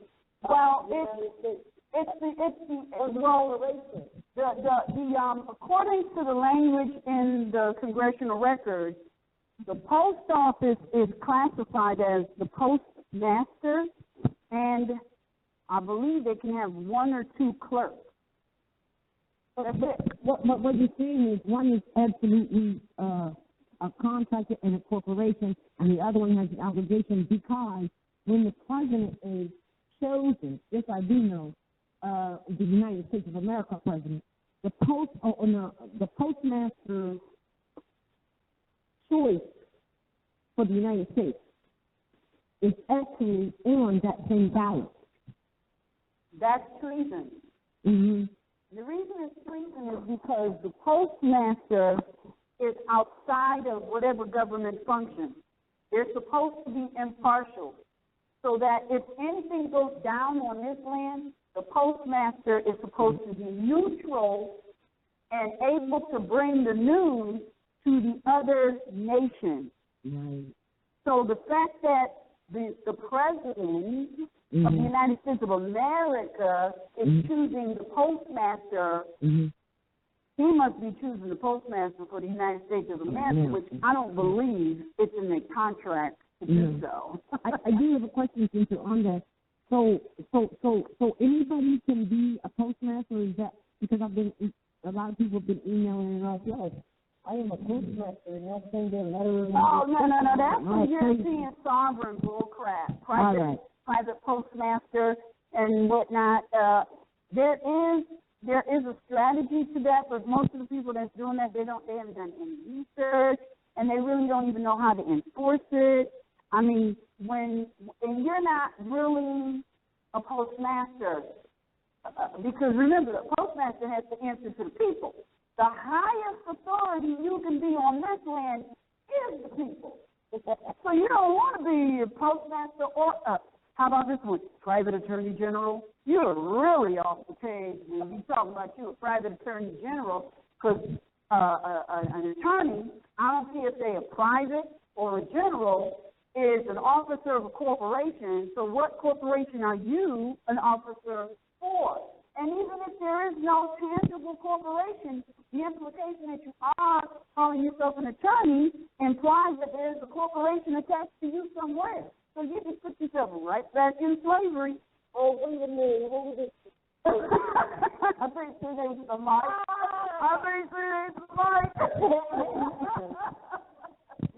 Oh, thank you, brother. Remember when we were going to sort of approach that, and then I took it off? I said, now we got to really, because this is what we like to do, we will research and make sure before we try to post anything. And I said, no, we can't do that because, yeah, they're attorneys. But you know what? Because it was some group of people, I just saying, Moor going around talking about that private attorney general. Yeah. And, really, they're dealing with corporations, not dealing with national principles. Yep. And what does it take to get our people to deal with national principles? Exactly. I have to tell you, remember that, though? And guess what? You're going to put it back up there. Yes. Look, the prophet said that I came here to teach you to be what? Yourself. So why are you trying to be private attorney general, postmaster, Chickasaw, Blackfoot, Cherokee, Indian? Why are you trying to be everything but who you are? The protection of the melanated people on this land is within nationality, not Indian, not corporate officer, not job. The protection is in nationality.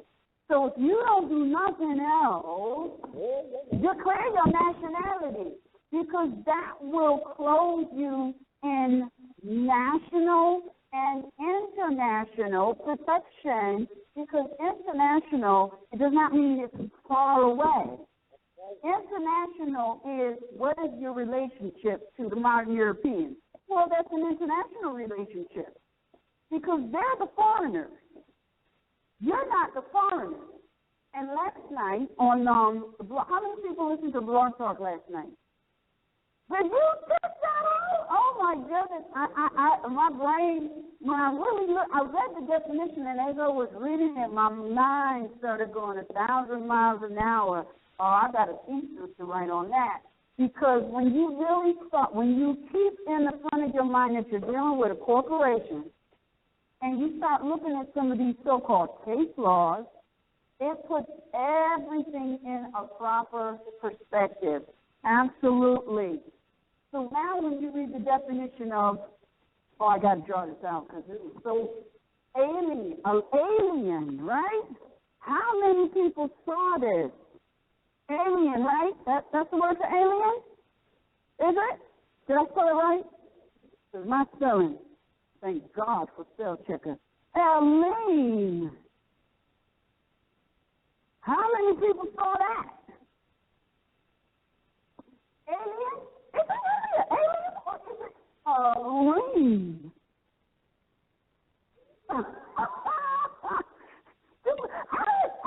around, yes, a whole lot of ladies all over the place.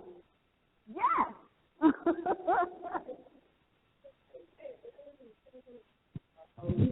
Yes.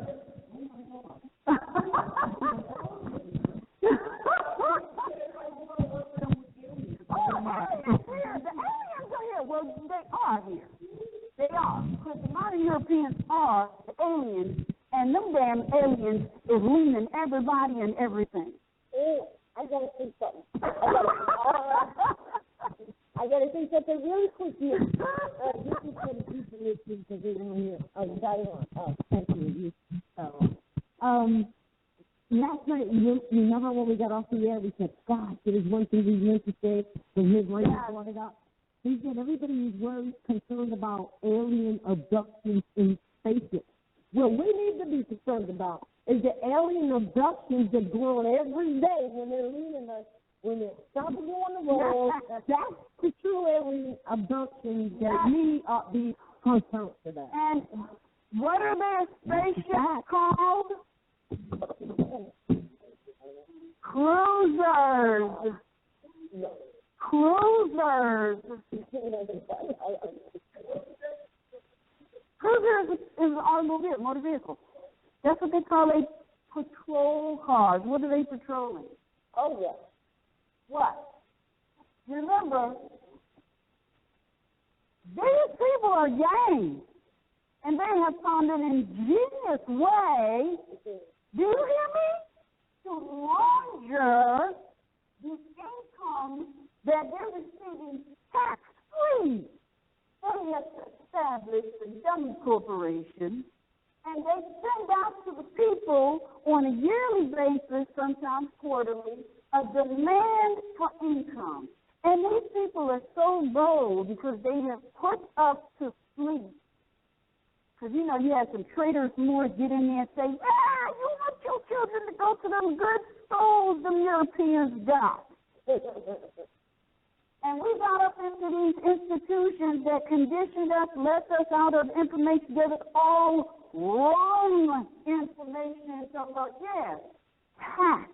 You have an obligation to pay your taxes. Please, somebody in the Black Law Dictionary, look up the definition of tax, please, so I can read it. Because if you are a Moor, you cannot at all be obligated to pay taxes. But here's the thing. Anybody found the definition? Quick, hurry.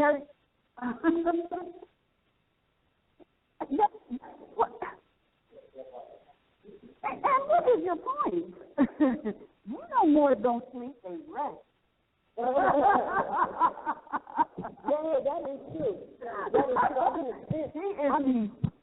She is the master of resting, okay? Oh, don't sleep on her now. Let me tell you, we both do it, though. I've been calling you at 3 o'clock in the morning and see if I don't have a conversation with you, okay? And I'll be asleep. But you just and I'm sure others will get into really what that really means. You know, I remember I used to do it, and you were like, what? I used to stay up late only because it was during that time that nobody would bother me to work, right? You know what I mean now? But at the same time, I found out when you're doing your work, whatever that is, you know, don't let anybody tell you that, you don't have a job clocking 9 to 5. It doesn't mean you're not working, because you work harder when you have your own thing, much harder. But, you know, you end up resting when you need to rest and getting up when you're rested. You know what I'm saying? And then you're like, yeah, that's how it goes.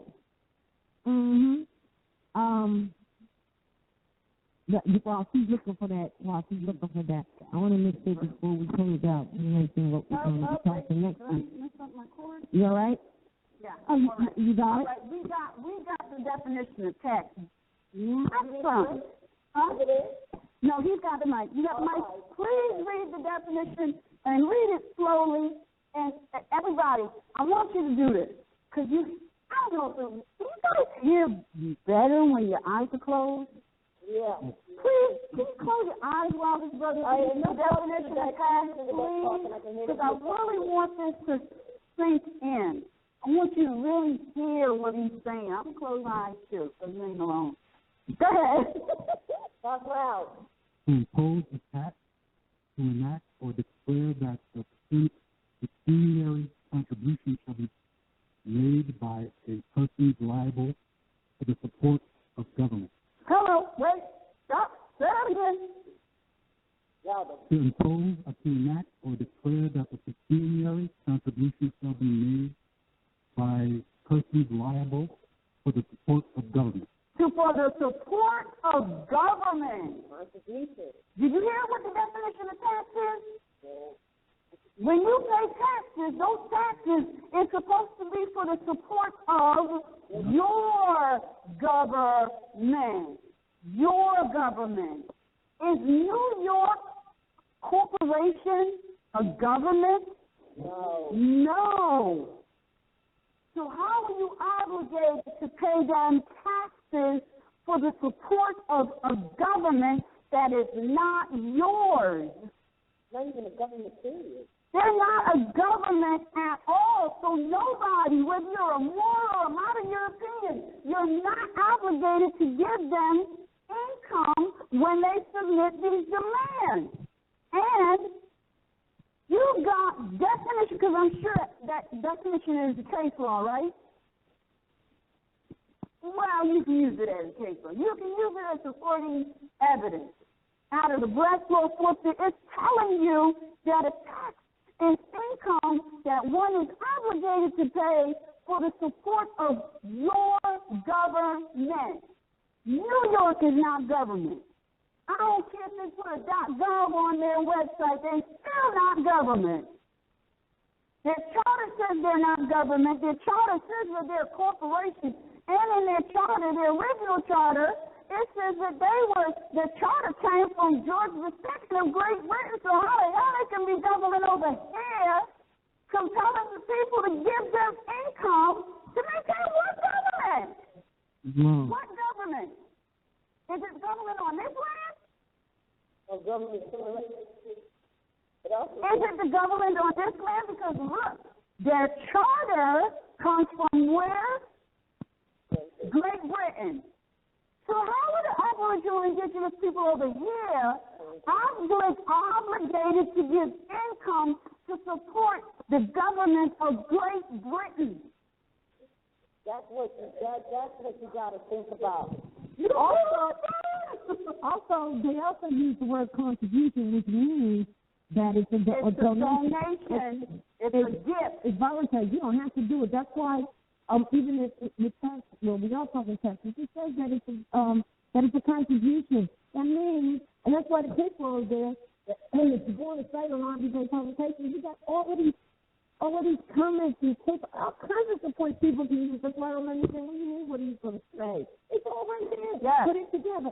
But it clearly says that taxes are voluntary. Yes, right. You could terminate them when you want to. Exactly. So what are you doing? You're terminating them. Exactly. Now, this is supposedly, it says that it's voluntary, right? Yeah. It's a contribution, right? Which means it's freely given, meaning it's a gift/donation, right? Right? But if you don't give New York Corporation that presumed gift/donation, they will come and steal your stuff. So is that tax? Is that a contribution? Is that a gift? That's a demand for income. We're going right back to gangs in New York. These people have established a corporation. It's a dummy corporation.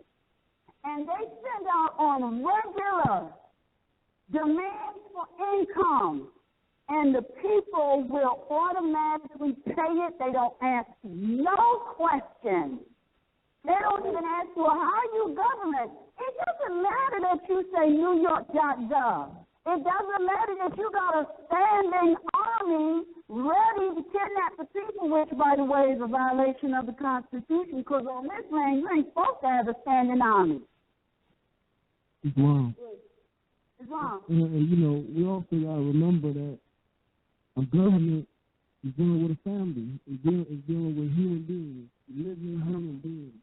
So we know that corporations ain't it's just something that's on paper. Exactly. But that is good to know, but you don't want to put that in your wrist, because what you want to show is fraud, fraud, fraud, fraud, fraud. And you got verifiable documentation to prove it. And they don't even try to hide it. It's on the World Wide Web. Right there. If you go into their municipal office, you will see their seal on the back of where it is sitting. They ain't trying to hide nothing from you. Let me ask you this. How many people have received demands for income in the form of so-called taxes from New York corporations? All right, does it have the government seal on it? Really? But they're government. If they're saying this is a tax, the implication is that's government. What's the government seal? It's not New York State. A lot of times it's a little ring-stink piece of paper, look like some third-rate, debt collection, like night agency. Crappy paper. No seal, right? But they have mentally conditioned us from we were 5 years old. Now the babies is in their infants. They just waiting to get them. You go to a daycare today, you will see an infant. When I was young, you had to be potty trained walking around talking to be in a daycare. Today, there's 2-month-old infants in daycare because they need to get at them earlier. Because we some smart people, we can overcome some stuff. So, anything else we want to add to this, Rick? Now, I'm going to tell you, this is just the first part. The second part of this, Rick, would be the admin jurisdiction. What? The what and the who and the how and the when? Admin of jurisdiction, which is on the website. It has its own page. Admin of jurisdiction pro warranto, and where is the icon for? Huh? Yeah, I know this is new. Oh. Thing. I got to get this. You got to go through a whole bunch of stuff. Let me try to get this. I think I found it. Print preview. All right, so let's see what this. That's a pretty looking document, ain't it? That's pretty, ain't it? That's ready to roll. You just need a wet ink red autograph, and it's ready to go. Red ink. You always autograph in red ink. You know why? Because if they bring you a copy of some paper and it says, that's your signature, is it in red ink? No. But see, they used to call a copy between today, though. So, is it a wet ink signature? I mean, it's so a lot of times it's so obvious they would just make a photocopy of the paper and they'll put it, is this your signature? Never say yes. What's the answer? No. Why? No. Why? Say it again.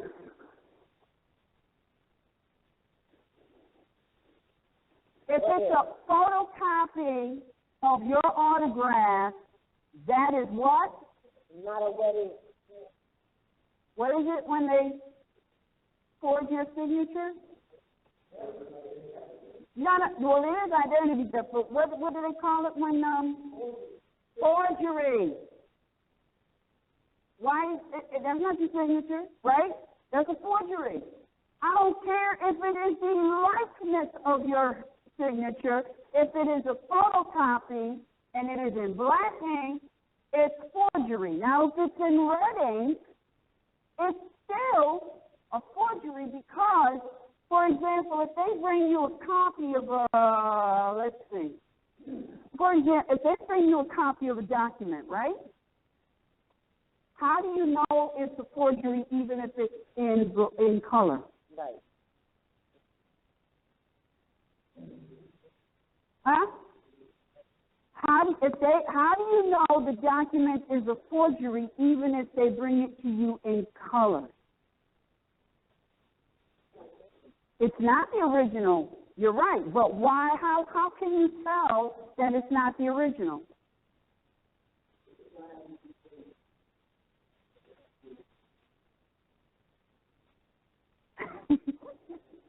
Y'all are thinking today.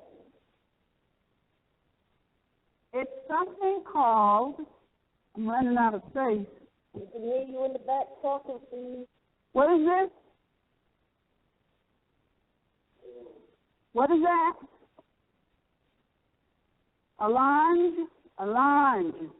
Do you know that if they were to literally bring you the original copy of any document that you autograph, on the back, it will have multiple stamps, paid to the order of this, paid to the order of this, paid to the order of this, paid to the order of this, paid to the order of this, and then they attach another piece of paper, paid to the order of this, paid to the order of this, paid to the order of this. Why is that fraud?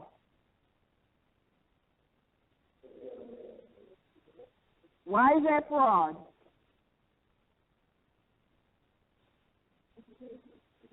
That is a part of it. Duplication. That is an absolute part of it. No. Why is it fraud? I'll tell you why. What time is it? Oh, hell. It is fraud because me and her made one transaction. That's good. But then they sold that transaction a second time, and then third time, and then fourth time, fifth time, sixth time. It's the same transaction. That's fraud. You can't resell a transaction that only took place one time. That's fraud.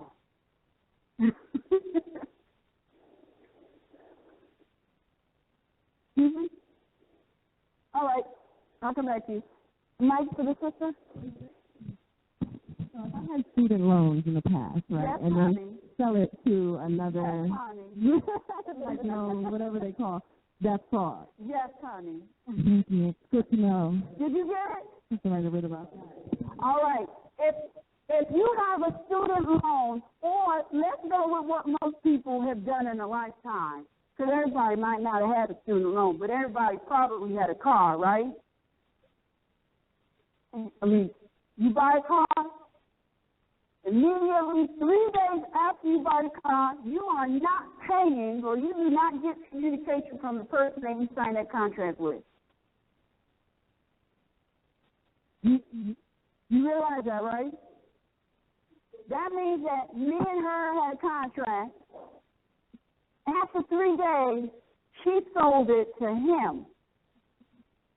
Always happens. Let me tell you how I found this out. Back in, let me think, 1979, 1980, somewhere around there, I bought a Colt E. How many people remember the Rabbit? I am dating myself. I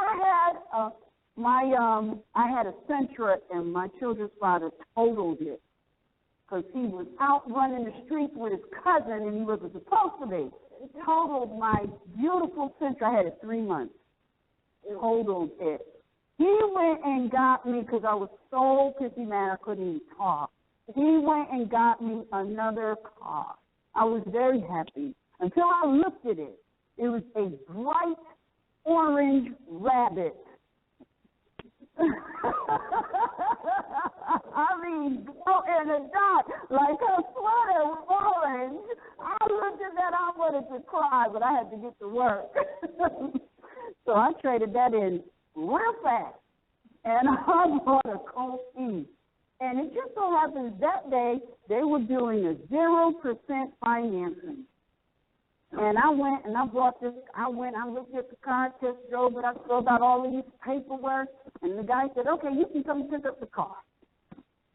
So me and my children started got into an argument about the orange rabbit. And I went and got this car. He didn't come along. He didn't look at it. You don't know if it was a good deal. I got ripped off, blah, blah, blah, blah. I was so busy, man. I called the car dealership. I said, I'm not coming to get the car. And the guy flipped out. Because it was day number 4. He had already sold the paper. He was like, you're not going to pick up this car. I'm going to take your car. I said, do what you got to do. I didn't realize it. It was years later I realized this is what I did. That man was scared. And he done sold the damn thing, but I wasn't coming to get the car. Oh, my goodness, they was about to go out. Ooh, if I had known what kind of power I had at that time, I would have went in there talking some trash. But a couple of days later, the damn orange rabbit broke down. So I called him up and I said, okay, come to get the car, have it ready. I went and picked up that car and drove off. You never know how much power you have. You really don't. I'm going to tell you, the time in your life that you're going to know just how much power you have is when you're doing something not because you need it. It's like, I don't care if I get this. I will. It's all, tell me. Every time I have gone to get a job, I'm like, I don't even care if I get this job because I am okay. I go in there, I be sitting down like, yeah, whatever. It's over yet. You walk out there, you ain't even out so good, and they call you want the job? I'm like, what? I have some, you go buy stuff, you be like, ow, I don't even want it. They're trying to give me here. I found that every time you go to get something you really don't want it, it's like a drop in your lap. No problem. It's not a problem. You don't have to come on. They give you everything. But when you go in there desperate, it's like they smell it and they start jerking your chain. So I have told my children over the years, don't ever leave a job unless you got a job to go to. Because when you go looking for a job and you really don't need one because you got one, you can be so laid back. They be like ready to give you stuff. They really do, because you're not desperate. They don't smell that desperate fear on you. And you can get just about anything. I don't care what it is. Now, let me tell you something else, and then I'm going to end with this. I remember the last time I had to go tangle with the Department of Motor Vehicle. I had to get a car registered, and there was this Italian lady. I don't know how I always ended up at her line. She used to make me run all over creation every time I had to register that damn car. And so I started reading these metaphysical books, visualization. It's Moorish science. If you didn't know it, it is absolute Moorish science. Stop watching all these damn TV programs, crappy, make-believe, wannabe reality shows, crappy music that you sing it over and over again. It's about kill me, be time by time. A week is done, you ready to kill yourself because you just programmed yourself. Stop listening to these. Get away from some of these negative people and just start telling yourself, write down. It's in the Bible, write down in tablets what you want, right? It's in the Bible.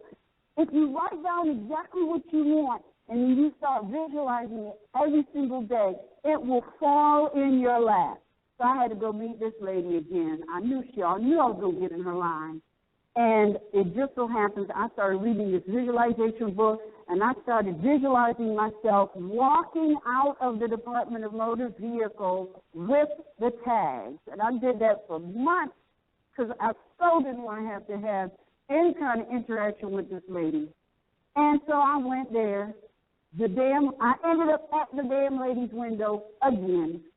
And she tried to send me all over creation, and I ended up going to this little cubby hole in the building. And the lady looked at my documentation, stamped it, and I went back to the pixie-tailed Italian European daughter. She looked at it. You went around it? Yes, I did. She had no choice but to process my paper, and I ended up doing exactly what I visualized. I walked out with the tags in my hand. And that is how you make the manifestation work for you. Is on? As long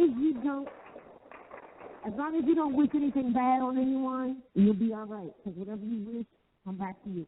It's long. Thanks for studying. And one more thing, there's a third part to this writ. I'm going to have to figure out if we can do this. Because this is the first part. This is the first step in every situation. You must write the deposition in blunt language with devoid of any presumed titles, and then you go and you fill out that admin of jurisdiction. The admin of jurisdiction is a piece of cake to fill out. I will talk about that next time. I can tell you, I can wrap that up in 5 minutes, but the next piece ties it all together. That is the document that you write up. That's where you put your case law. That's where you show how your liberties are violated. That's what ties it all together. And what's the third one called? Because the admin jurisdiction, which is the piece which is the Hawaiian. One take, yeah. It's that, a little more than paragraph. So this is the cause of action, right? This is the cause of action. Then you have requesting them to show their authority, which they can't show. What's the third part? The third part ties it all together, and that is you can call it an affidavit of fact, writ of human trafficking or violation of liberty, violation of liberty. Now you're tying it all together, and you're showing how you're not talking about what happened. Whatever you're saying, whenever you're referencing how your liberties were violated, you will say Exhibit A, which is your deposition / cause of action. All right? So we're going to go through writing that maybe. Maybe I'll write one up, and then, we can, maybe I'll write it up, and then we can review it, and that probably will be easiest. Because if you do not have a bunch of case law ready to copy and paste, you need to start building your case law library on your computer so that when you need a case law, you can go open it up, copy and paste it, and put it in your writ and keep it moving. You need to start building a case law laws. I have a section on every disc that I have. And let me see if I have it on. You see this one? I think this is mine. This is mine, and it's absolutely maxed out, just about. And it always has a section called resources. Every single disc, hard drive, whatever. You see all this stuff I got on here? Whew, Lordy, all of that. I just be looking up stuff all the time. And I create documents. And here's res judicata. How many people know the res judicata on resisting arrest? It's so hot. I got to read it. Where a person who is not vested by law, that would be those corporate security guards, with authority to make an arrest, attempts to do so, he acts as a private citizen, and one who opposes him therein is not guilty of opposing an officer. Did you hear what I just said? That's your case law for resisting arrest. Excuse me, you're an employee. You're not an officer. I got a whole page full of that. No, I got 3 pages full of that.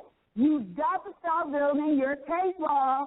All right? That's interesting, like what you just wrote. To take the position, mindset, what that said, that's what has to happen to the people so that it's automatically, it just comes off of you. You just allow them to get to the point where they're killing people in the street right in front of you, talking about their government and they're a police officer. They're private employees. This right here is, this was what I sent to the commissioner of the Department of Motor Vehicles as my evidence, my it's res judicata in regards to the motor vehicle process.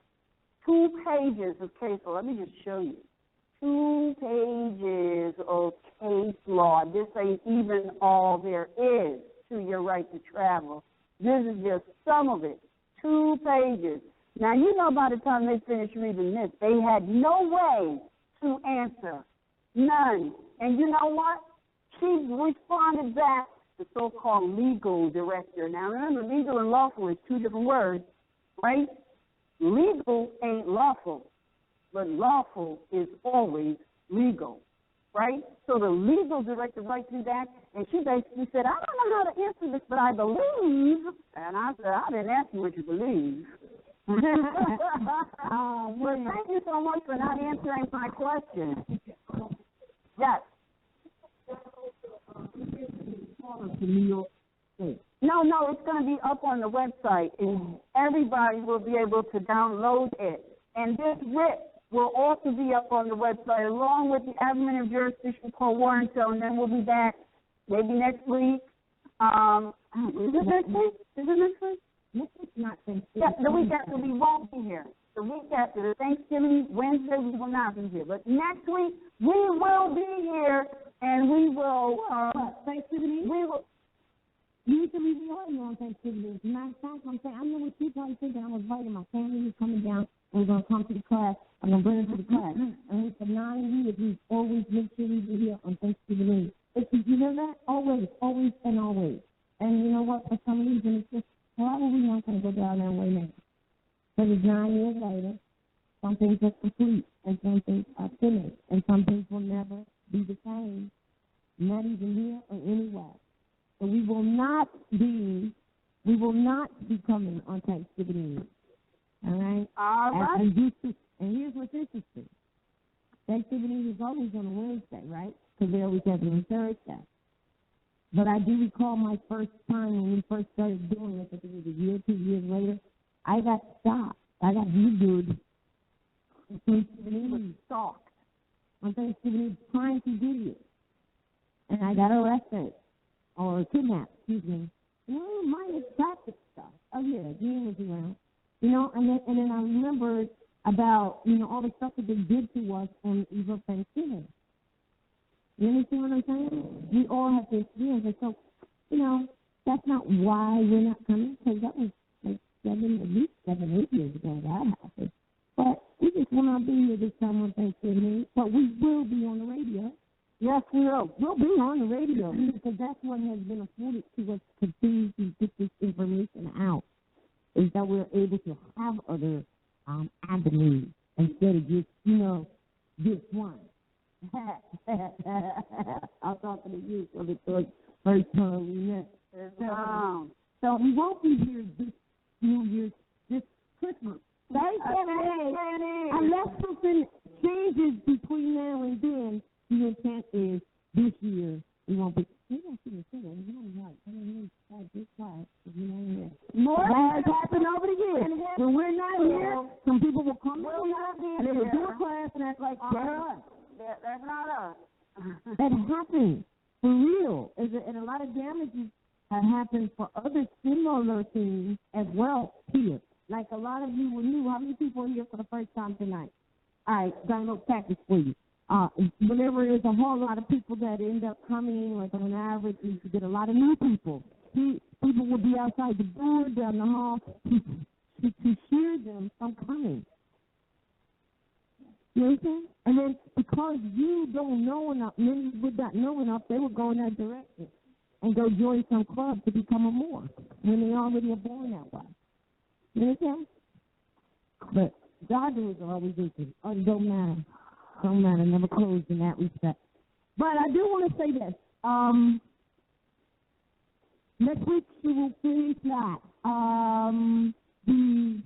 The African jurisdiction is the paragraph, and then the following week, and then also the you know what else I want to do? You know what else I want to do? You have your mic on. Yes, I do. Oh, okay. How many people have ever read the Social Security Act of 1935? Never? Oh, wow. Let me tell you. We are going to read and study and analyze that baby together. Together. Because let me tell you, just real quick, I started reading it because I was thinking to write a writ, and ask some questions, and I wanted to know what I was talking about in detail before I wrote my little questionnaire. And as I was reading the Social Security Act, do you know that the Social Security is funded by the Feds? No, you don't hear me. It ain't supposed to be funded by you. It's funded by the Feds. It's right in the Social Security Act. It's funded 100% by the Feds, and the state can hire an agency to administer it. And guess what? That agency, they cannot, as a qualification to get Social Security, ask you about your citizenship and your residency and something else. I can't remember what the third thing is. And then under Social Security, you know what else falls under there? Workman's compensation and aid to families with dependency. Mm-hmm. How many people have gone looking for assistance and they say, well, if you're not a citizen, are you a citizen? They can't even ask you that. It's right in there. They're not supposed to ask, you're a resident of such and such. They're not supposed to be asking you that. It's right in there. And they fund the Social Security Administration in the thousands every year. You are not supposed to be paying into it, and there is no qualification that says you must. So we are going to. One of the brothers, was it you?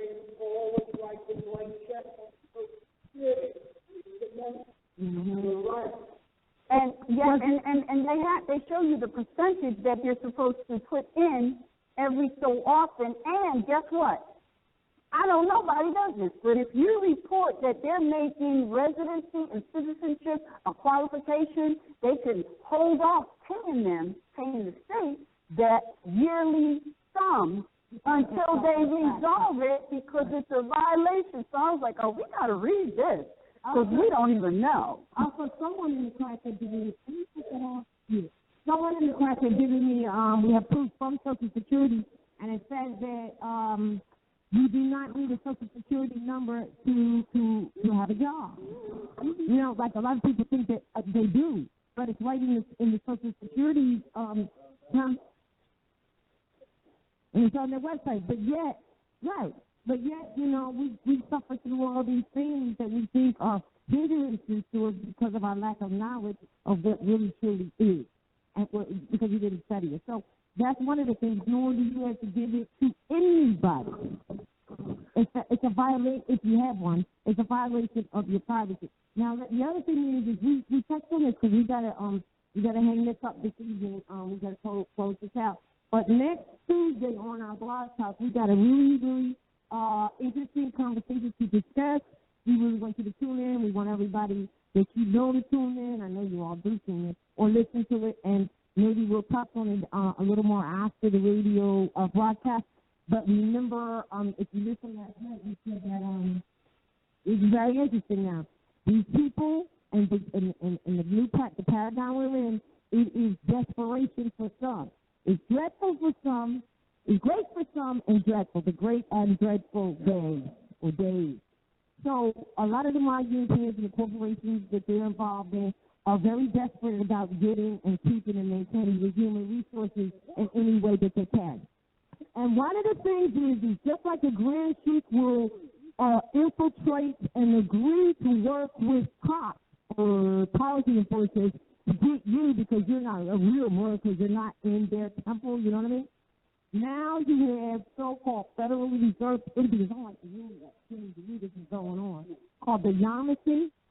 Calling themselves the Yamasee. They're federally reserved.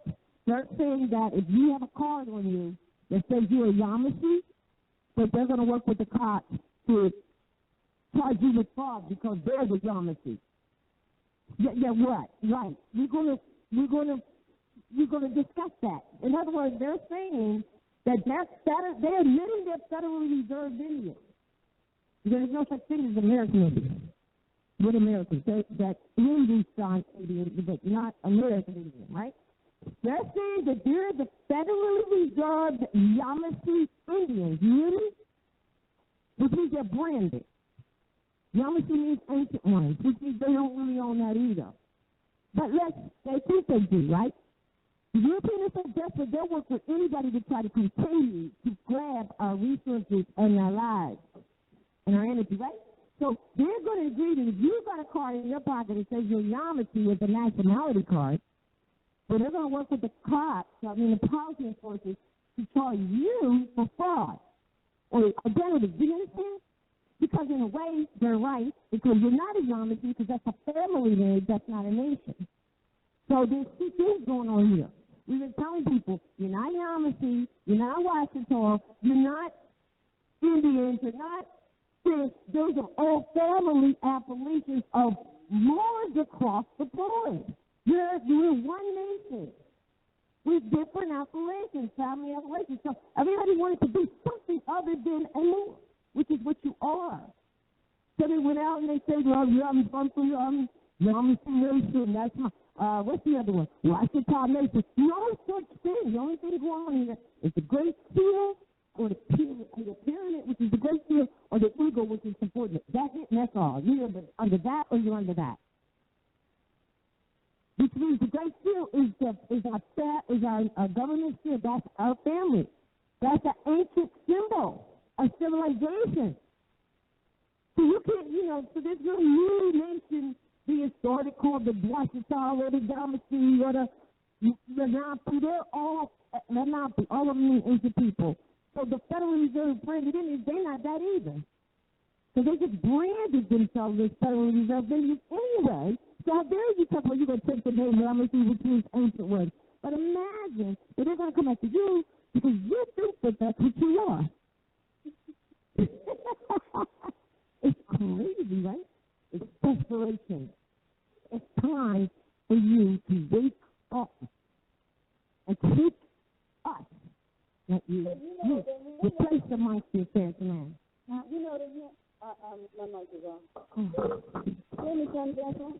Well, you know, the handwriting was on the wall. Yeah. Last year, I think it was, do you remember they put out the Blackfoot, so-called Blackfoot. That's right. That was last year. No longer accepting any black people. That's right. That's right. Yeah, because black is a brand. No doubt.